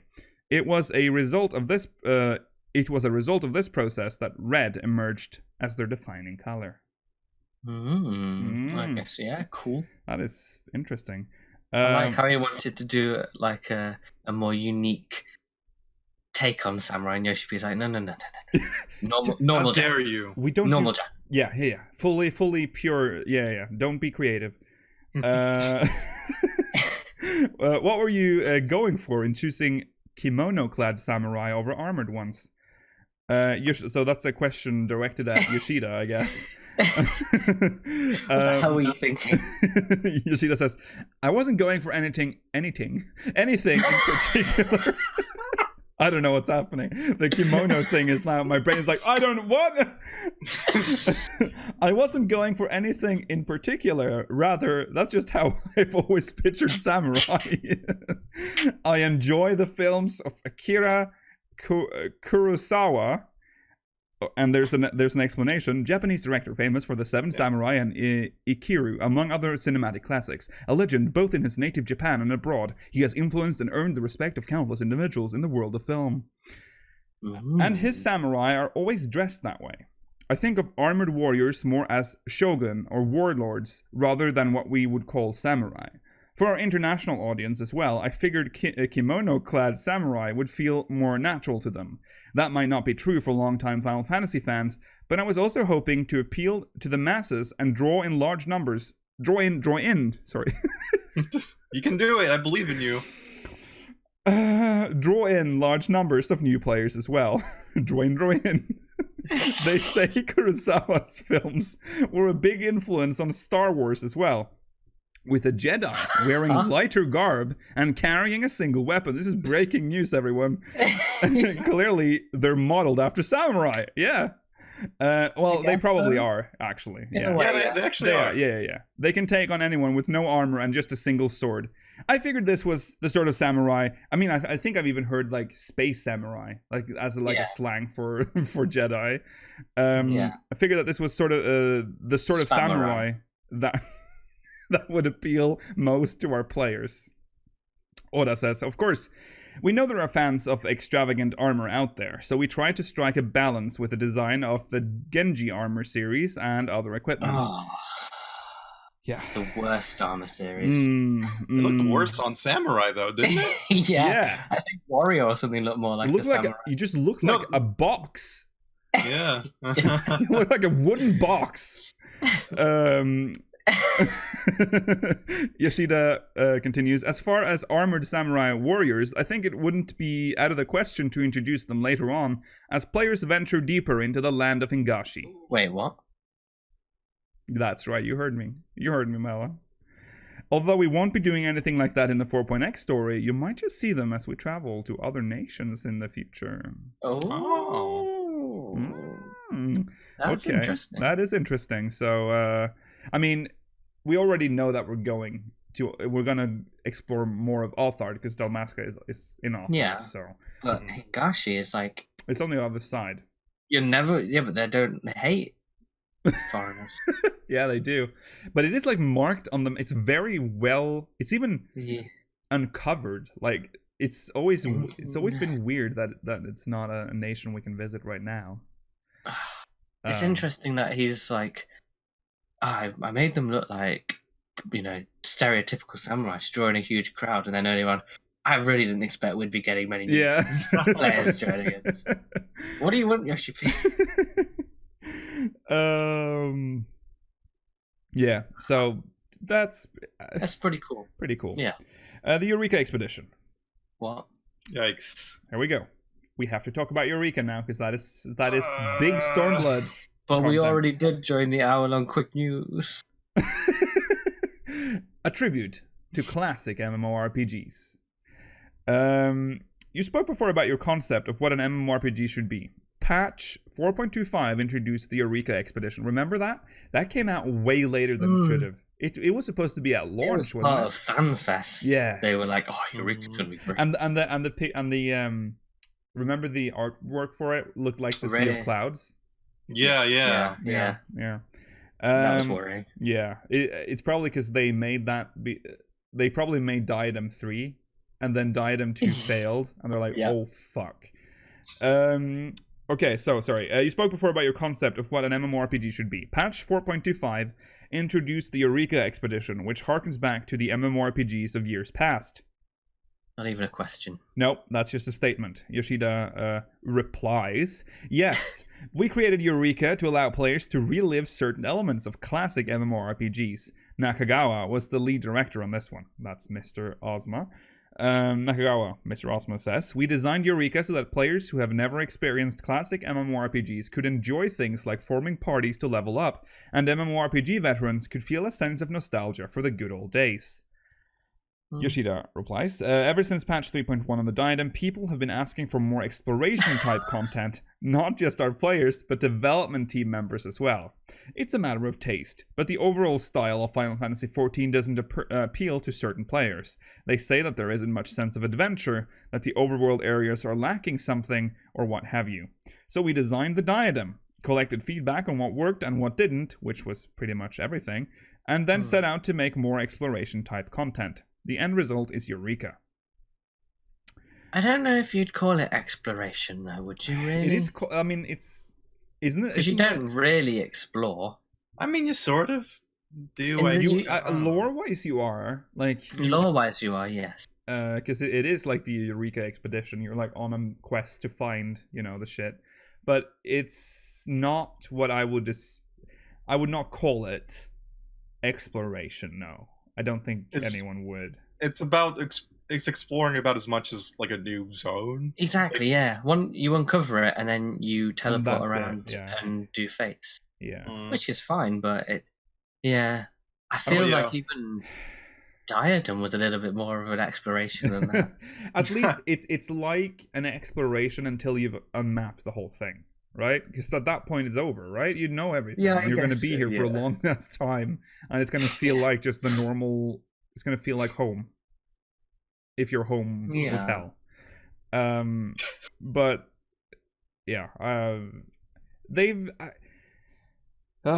Eureka is such a difficult beast because it's got so many iterations, and I like Hydatos a lot now. A lot is exaggerating, but it's at least tolerable. I don't mind going into Hydatos, whereas as everyone knows, fucking Pagos, which by the way was probably the map which had the most exploration elements in it, right? Because it had like this. Oh, it was hard to find. Yeah, actually, that was a bit like an exploration. Yeah, but it was annoying though. It was annoying. And it wasn't like, ooh, this is neat. It's like, this is a nightmare to navigate. Right, yeah.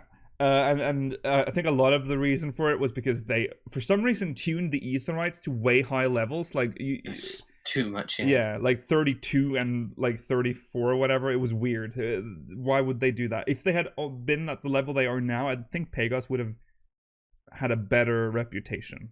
Yes. But I couldn't really praise Animos much more in terms. I mean, it was simple, but it just worked.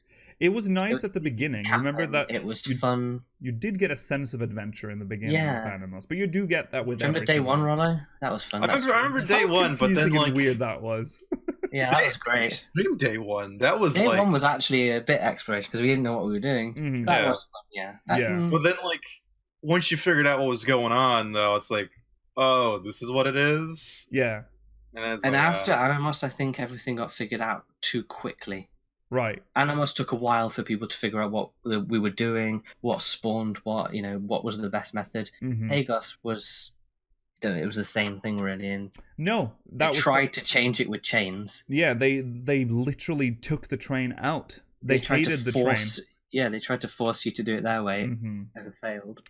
which didn't work, and that sort of left Pegos in like a weird like chaos state where they removed the fate train.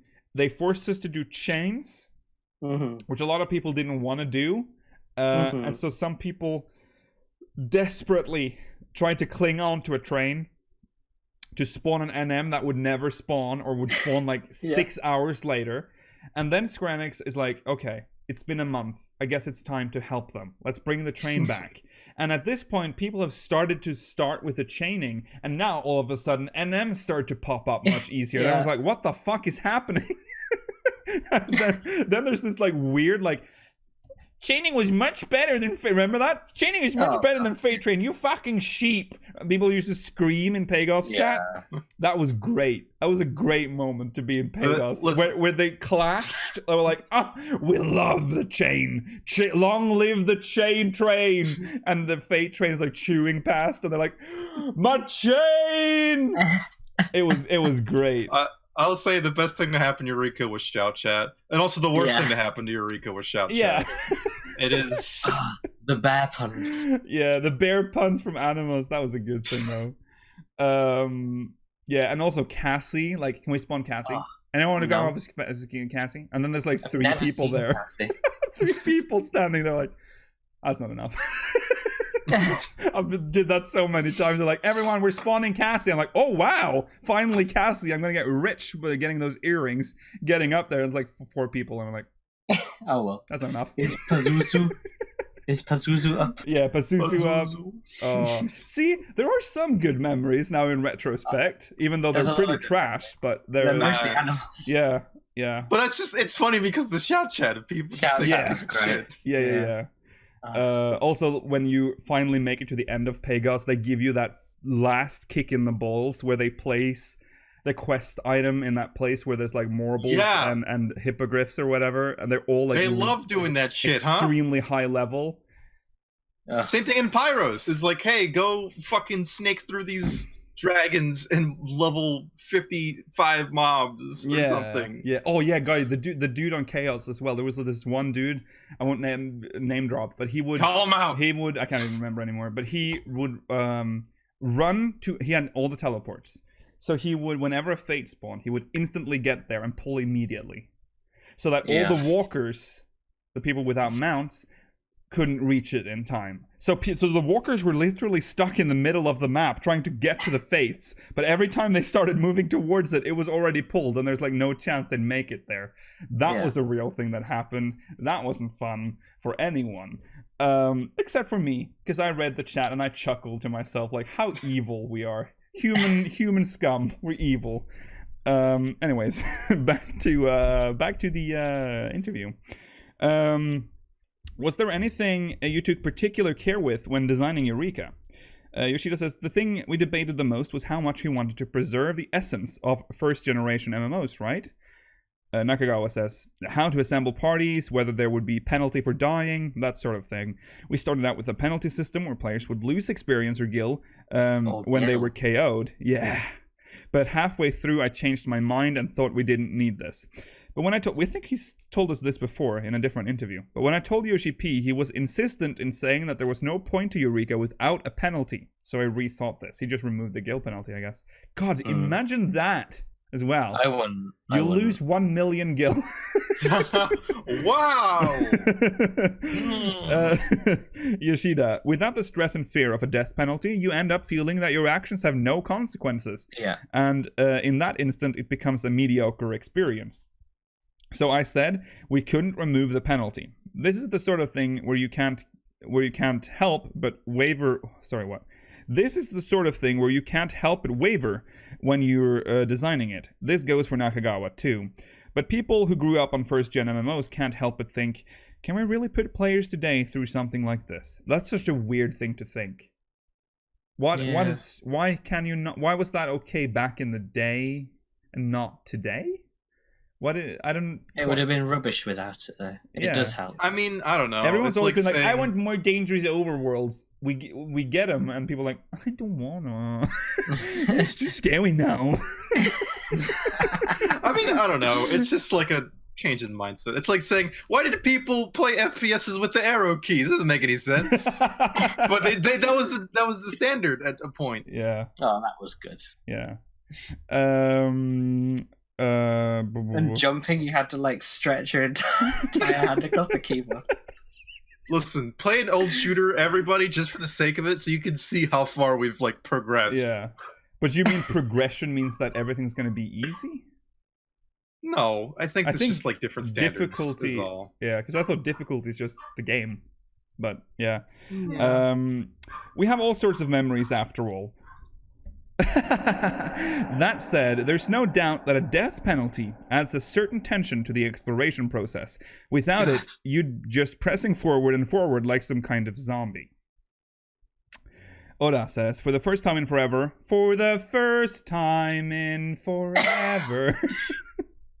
you're tiptoeing around the edge of the map. Thinking, where did that come from? I don't know. It just reminded me of that.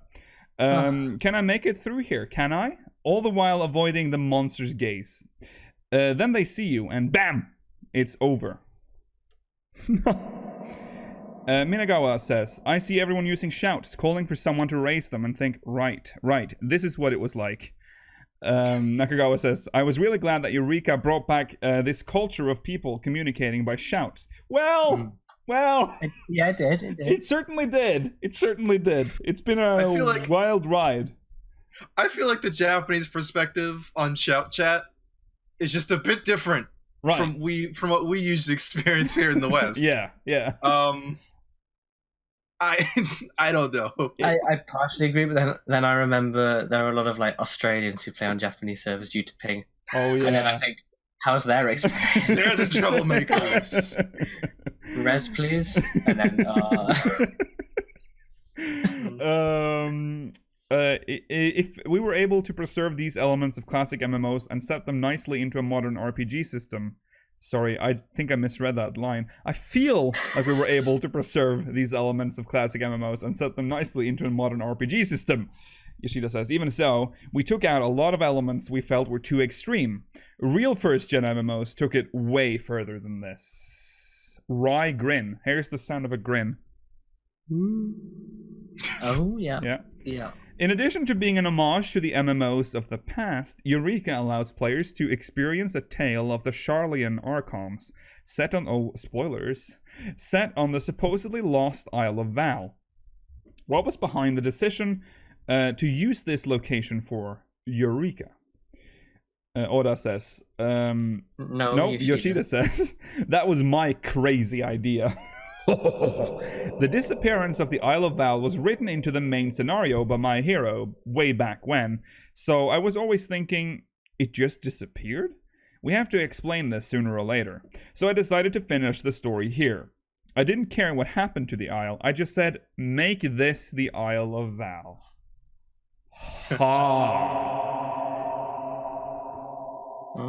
There's okay. I mean, it's fine. He doesn't even care. We know that he doesn't care. He's just like, do this, do that, and they're like, I mean, it's like, but Yoshi P, it doesn't fit the law. Make it happen, and then they make it happen. Why is it in Higashi? It fits though. It does. Fit. They made it. They managed to make it fit. It is also weird, like what happened to that island? They just left that plot thread in A Realm Reborn. So. Also, we couldn't bring the elemental rules of Eureka into the surrounding area, so it had to be a completely isolated environment. These things came together, and as a result, we ended up building the story around the Isle of Val. The lore about the Sharlayan Archons wasn't quite substantial enough to work into the main scenario, so I think it worked out for the best that we were able to tell this tale with something on the scale of Eureka. Mogi says, and the quests work differently than normal and are more difficult. Like your destination isn't shown to you. Yoshida says, with that, it looks as if you accepted a quest in the field area as usual, but in fact, it's taking place inside something like an instance dungeon or an alliance raid. Eureka is the open dungeon. Confirmed. Minagawa says, we had to do some tricky stuff with the UI display. I told them, hey, don't look at me if any bugs show up. Yoshida says, it was really tough to check. I'd be playing alone at night, and there was no one in Eureka. Too real. So, not in the interview. Cut. So even if I knew where to go for the quest, I'd be like, how am I supposed to get there? I could use a debug command to make myself invincible, of course, but that defeats the whole point of the check. So I died over and over along the way. Minagawa says, it asks you to go to some really difficult places. Yeah. For no reason. Yoshida says you have to be really careful. That, or go with some other person that has the enemy's attention. And then you're like, sorry. But why? Some of the locations make no sense though. Like why? Like they just. It's the last quest in Pagos. Why? How dare you? I leveled down there. Disturbance where all of the level 90s are congregating. Why they gotta do this? I don't know. It's weird. All the quests are rubbish anyway. It's like, go and click on something somewhere probably to the west of... I mean, I think not having the markers I like fine, that though. Like, I think that's cool. Yeah. It's like, go in this big area and you have to find it yourself. That's exploration. That's fine. Yeah, that's good. But and I wouldn't even mind dying to like going to these quests, but it's like, what if the instance is empty? Then you're just like out of luck. Yeah. Like it sucks. Like if the instances were always like emptying out slowly, then I'd be like, yeah, the death penalty EXP thing is fine. Yeah. Because someone will usually always be there for the most part. Yeah. To help you out. But Right. now it's like, Yeah, I still to this day do not know. I don't know what that cutscene at the end of Pagos was, because I have never skipped a cutscene faster in my life. I'm gonna watch it. I think you just literally just looking up at the there's like a frozen waterfall or whatever. I think you were just looking up there. It's a very short cutscene, I've been told, so I haven't really missed anything. Right, so moving on from that was the Eureka portion. Now they're going to talk about new job HUDs and further UI refinements in Stormblood. Eureka features... Oh, they're still going to talk a little bit about Eureka. Eureka features its own special UI. Sorry, we're almost out of Eureka. Stormblood also introduced a number of UI refinements, in particular the job HUD, the heads-up display, for those of you that don't know what a HUD is. Tell us more about how this came about. Yoshida says, it started when the battle team came to me and explained that they felt there were too many things to keep track of, and they wanted to clean things up and make it easier to visually process. All jobs basically have to pay attention to dots, cooldowns, procs, buffs, and debuffs. It's one thing if you're a veteran, but it can be intimidating for players who are just starting out. To fix this, we figured we had to organize things together with dedicated job UIs and HUDs. Minagawa. By the time it came to me, Yoshi P had already decided that we needed dedicated job HUDs. A number of new actions were added in Stormblood, making it difficult to manage on a controller, and this was a way to streamline that as well. Up until then, we had designed the actions, buffs and debuffs in an extremely systematic manner, so while there was a lot of versatility, they weren't particularly unique. Now the team had more experience under their belts, and we thought they'd be able to design something that brought out the individuality of each job a bit more. So the job and UI teams worked together to build the job HUDs. We had some big failures in that one, but most of them did pretty well, I think. Yeah. The lilies. The lilies. Were any jobs particularly challenging? Minagawa says Black Mage was the one that required the most do-overs. Yoshida says Black Mage is always using multiple resources, and you have to learn different timings depending on your level. So it was difficult to find a single motif where we could organize all these things together. With Summoner too, Bahamut has that big chest, so we kept tweaking his posture to get the design just right. Minagawa says, for Dragoon, the Dragoon's eye looked different from how it does now. We debated how much the eye should open at each stage and so forth. Yoshida says, at stage 0, can't the eye just be closed? That was a discussion we had. On the other hand, the tank jobs all went smoothly. It was just a matter of switching stances and putting the resources they needed to save up in the form of a gauge. How can you not mention Machinist? They don't want to mention that. Tanks came out pretty well, though. with their job gauges, I'd say. They're very simple. They're almost to the point of almost being useless, one would say. Well, they're not useless, but it's like... Yeah. They all do the same thing. They have the tank stance, and then you build up the meter, do the skills. Yeah. How about the other UI refinements made aside from the job HUDs? Minagawa says, I'm glad we were able to introduce the new main scenario guide UI. Earlier, we were talking about how Final Fantasy XIV was designed to be an MMO that was easy to come back to, and so we were always thinking about how to best show players just what they needed to catch up. That said, we really asked a lot of the quest team with this one.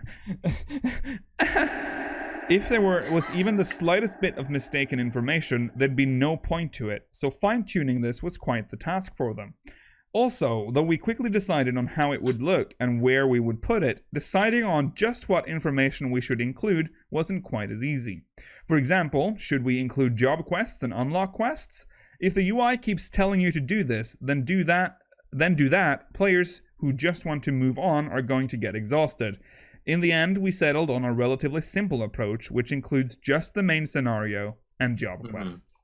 Which is a nice system. Yeah. If you want to unlock extra stuff, you just open up the map, look at the blue icons. Yeah. That's good. Yeah. If you think about the job gauges, though, like look at Red Mage's one. Can you imagine the job without it? Like you'd have to look at the top of the screen and look at the two different you'd have like mana with numbers. Yeah. You'd have like a little tiny icon that says like 69 stack. You would have to. Mana and 70 stack. Yeah, that's true. That would be a real nightmare. Yeah.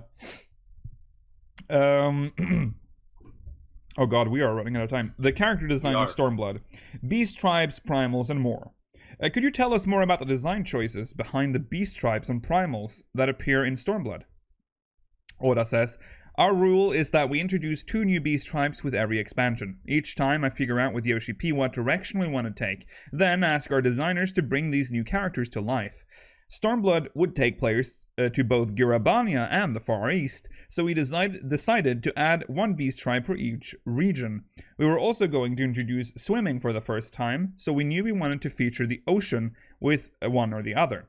We already had a fish-type beast tribe with the Sahagian, so we decided to go in a different direction, and the turtle-like Kojin were born. For the other tribe, we wanted something that would evoke a connection to monsters already in the game, so we took inspiration from the snake woman like Lamia and created the Ananta. Yeah, they fitted really smoothly into the story. Yeah. They did. Yeah. Patch 4.3 introduced... I forgot how jarring that was. It was so bad. It was like, the Guardians are attacking. Snakes. No. Quick.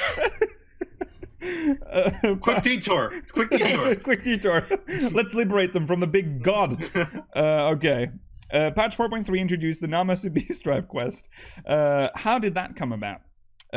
Oda. The Namasu were first created as ordinary monsters, and there was no plan to make them into a beast tribe. But I took a particular liking to the design, so we ended up giving them a bigger role. Do you come up with the... glad, yeah. Namasu are probably so the best beast tribe I've... Yes. Yeah. I really like their whole arch. The story arch is pretty good. Yeah. Did I say arch? Arc. It's really good. And they're just so funny. They are funny. And every time it goes to the next stage, like... in 700 years' time, they would have all died from this. And the fucking grandfather, whatever, is just a normal cob. It's so good. Do you come up with the lore behind the beast tribes and primals all at once? Oda says, yes. We usually come up with them together. When we started putting together the main scenario, we held a sort of script writing retreat. Yoshi P, main scenario writer Natsuko Ishikawa, and I holed up in a rented meeting room in Tokyo for 3 days, for 3 full days, and came up with the overarching plot and main storyline for Stormblood. In the process, we considered the beast tribes and thought, for example, these turtle people who live undersea probably would worship this sort of god, and so forth. Nothing relaxes the mind like 3 full days in a Tokyo meeting room for writing.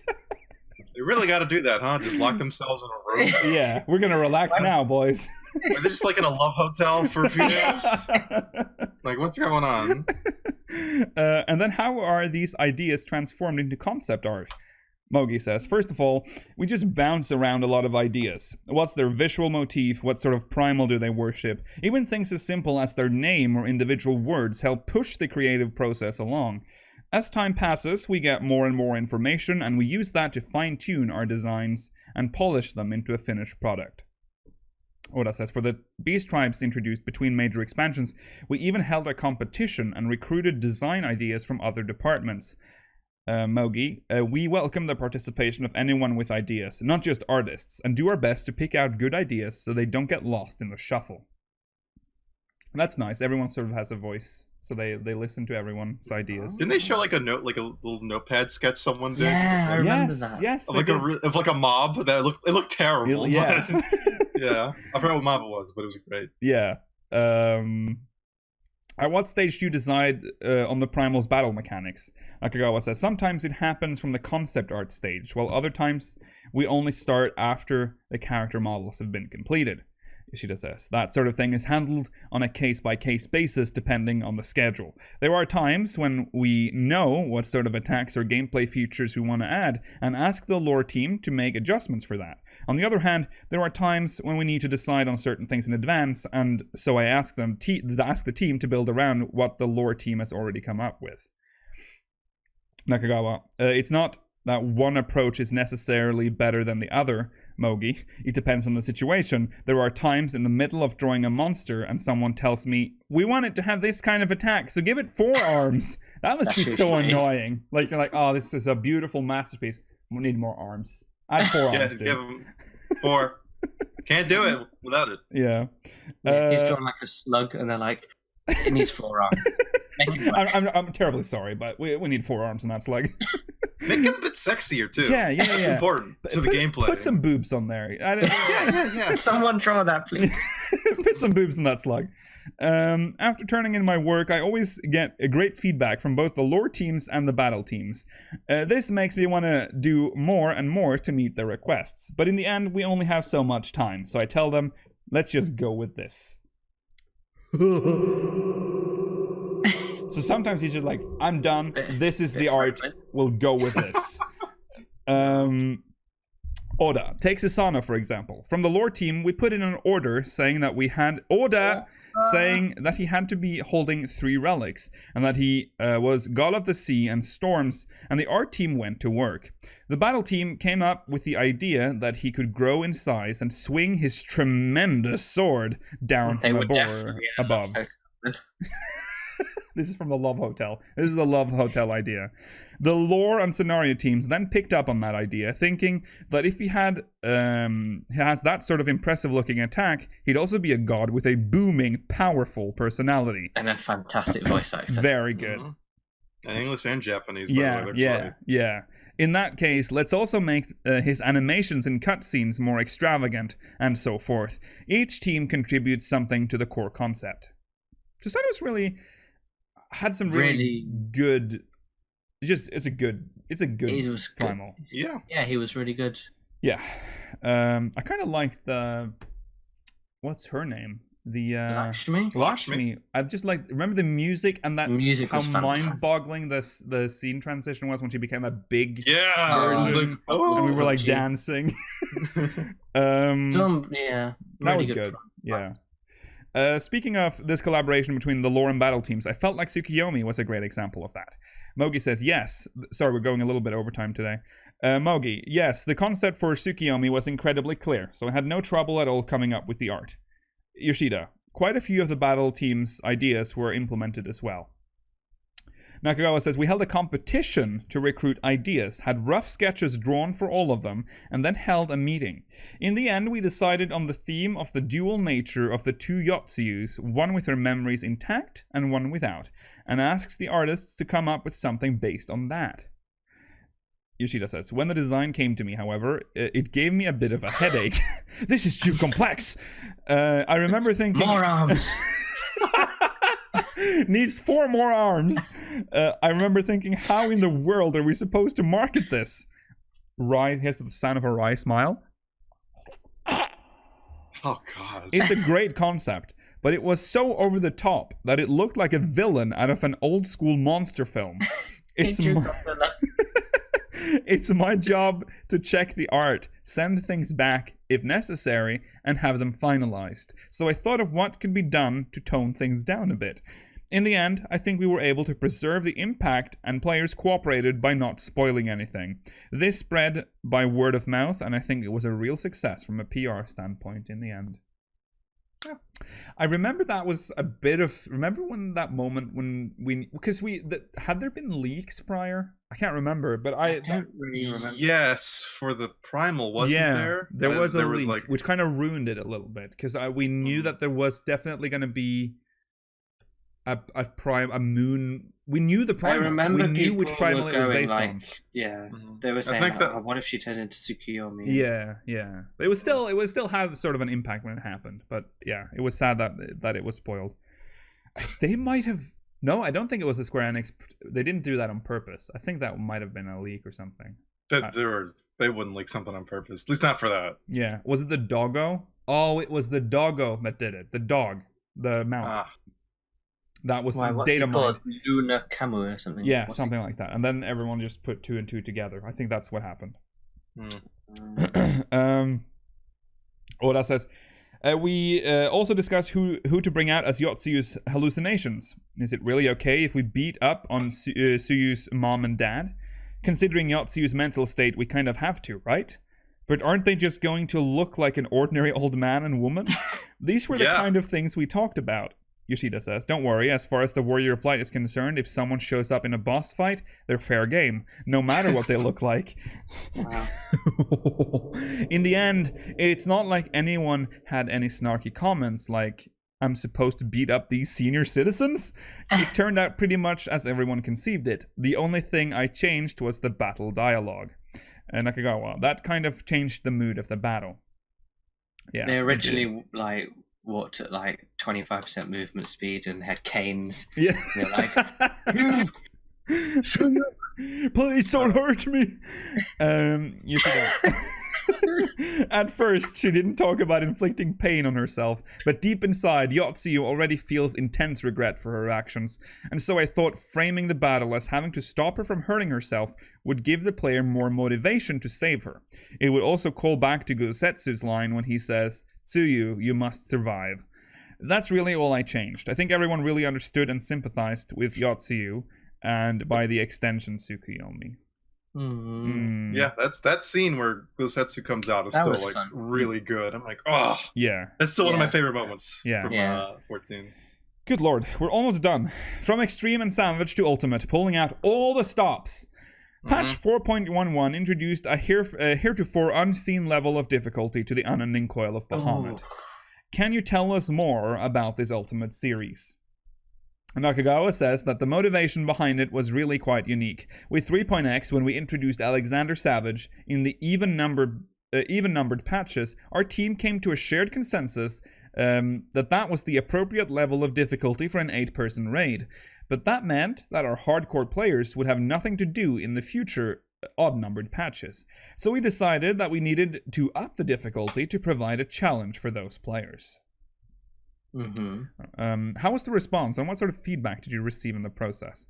Nakagawa says, I'd say things pretty much went according to plan. If it took any longer to complete, we thought it'd be too stressful.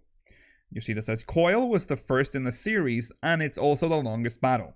If Ultima Weapon took as long, I think it would have taken more time for players to figure it out, but the battle designer in charge was able to tweak the level of difficulty to be just right. It's always interesting to watch how players trying to be the first in the world to beat a new battle approach them. One team was lagging behind, but they were able to pick up hints from another player's stream, and in the end, they were the first to emerge victorious. Don't stream it, then. There you go. It's weird, because I watched those this morning. I watched a full run of Hamlet this morning. Really? Just because I was like, I can't remember exactly how it went, and it's like a 20-minute fight. It's so good. Yeah. It looks so much fun. I still have the deletion part. It's so nice. Yeah. Oh yeah, that we're like people lowest enemy. Let's slowly get killed. Yeah. Like, oh, you can make it. Yeah, yeah, yeah. On release date, there was this mood among the players, like, isn't this too easy? So they're talking now about Ultima. Yoshida, all of us on the team couldn't help but grin watching that. Then he laughs. I'm not going to laugh anymore. I've laughed too much. Oda, everyone had Twitch up on their second monitor as we were working. Yoshida, we were like, they're saying it's easy. Well, yeah, if you don't wake it up. The next day, I saw the players' utter despair when they realized they needed to trigger the Awoken phase, and I thought, our battle designers must be on the top of the world right now. That was the best one. Yeah. Where did the idea for the puzzle-solving sort of battle mechanic come from? Nakagawa says, that came from the battle designer in charge of Ultima Weapon Ultimate. He suggested it, saying he's always enjoyed that sort of thing, and it ended up getting implemented according to his vision. So he just got his vision just straight into it. Didn't even get corrected, it seems, or changed.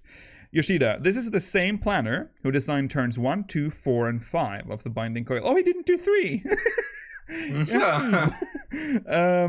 also did Twintania, and ever since then he was trying to design a mechanism where the location of the neural links you destroyed in the beginning becomes important in the end. According to him, he wasn't able to completely realize his vision, so this time he wanted to make it perfect. This time around, players found an unexpectedly easier pattern for the Garuda phase, but aside from that, everything turned out exactly as we expected. As if there really was no other method to succeed in the battle. Even watching it from a developer's perspective, I just can't help but be impressed with the design. It's like admiring a perfectly executed math problem.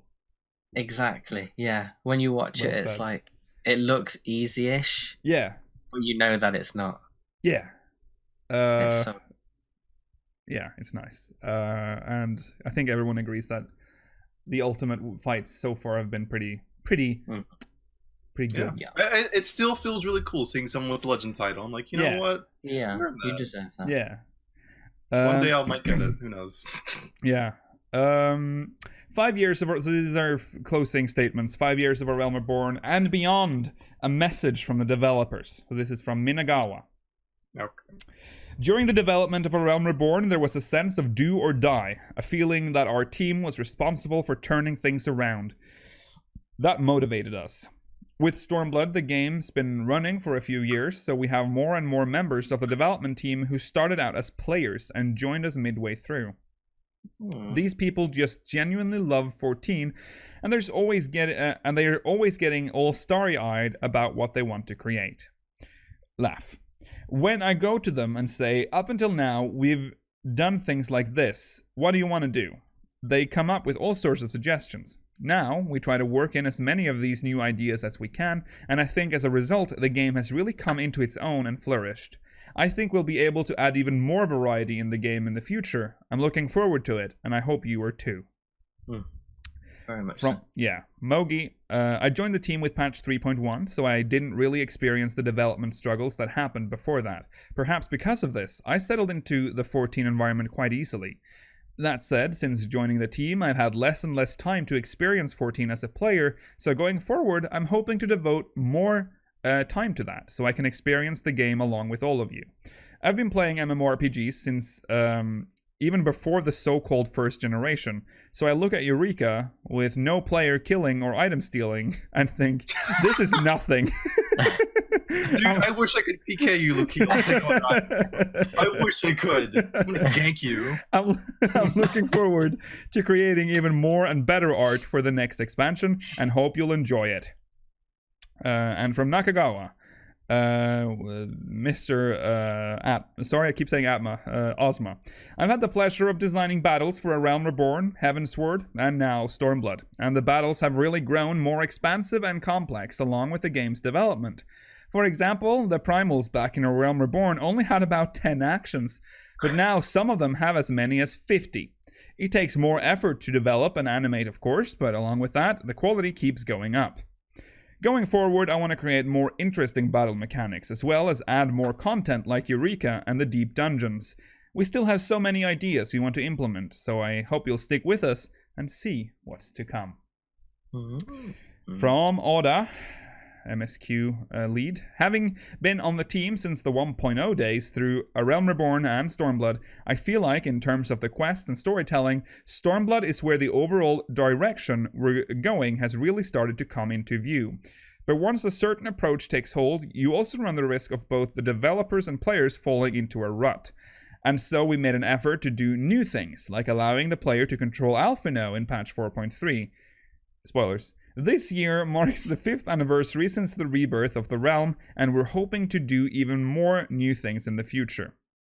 This is obviously, the interviews obviously from last year. This would be the 6th year.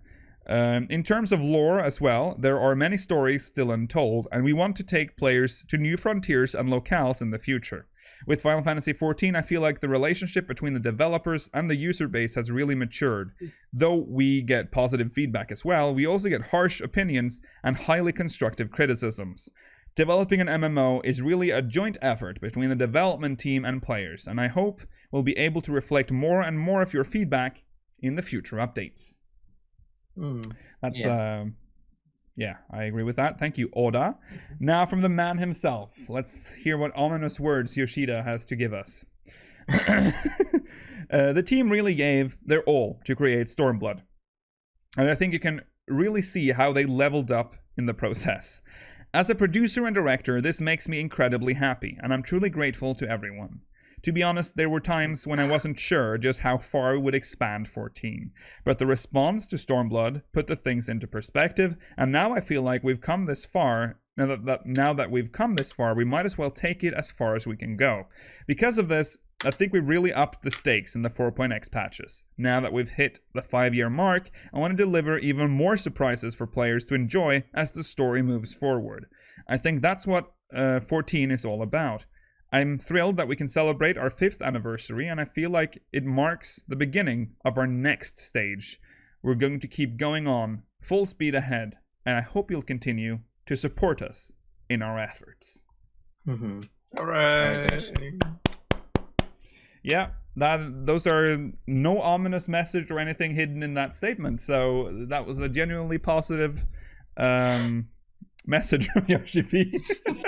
Yeah, that was a nice interview. There was that sort of crowned the whole 3-parter perfectly. Right. Of course, the link will be in the description if you want to read this. If you're watching on demand, can someone have I even linked this in the document? Someone linked it earlier. Okay, it's been linked already. Okay, cool. We don't have time to read Mogmail, but we don't really have that much Mogmail. So remember to send us Mogmail, speakersxiv.com/Mogmail, and we'll answer it on air next week, I promise. FanFest is coming up soon too. Yeah. That was like 3 weeks from now? Yes. 3 weeks. So that's going to be exciting. That's going to be exciting, yeah. 26th, I guess, will be the end of the story. So the 30th and 31st is going to be fun for us. Yes. Oh boy. The worst part is that we still sort of adhere to the do not wait 2 weeks thing, policy. So 6th, 7th. So yeah, we can't talk about it. That's all it is in that patch. I know. We're gonna have to figure out that. We'll get more info on that when the spoiler cast is happening. Anyways, thank you guys for watching. Remember to follow us on Twitter at SpeakersXIV, twitch.tv/SpeakersXIV, and youtube.com/SpeakersXIV. Discord in chat if you want to join our Discord server. And also, like I just said, remember to send us Mogmail at speakersxiv.com/Mogmail. We're going to make an executive decision on the minimum eye level. We're doing the Warring Triad tomorrow. Oh, God. We're not pulling, we're just doing the Warring Triad. Shouldn't we start with a Realm Reborn? We're doing the Warring Triad. We're doing the Warring Triad, I guess. We'll see you tomorrow. We'll see you tomorrow for minimum eye level with the Warring Triad, apparently. And if you're watching live, post-show will continue shortly after this, so make sure you catch that for the post-show madness. Thanks for watching, and may you ever walk in the light of the crystal. Bye. Bye! Oh.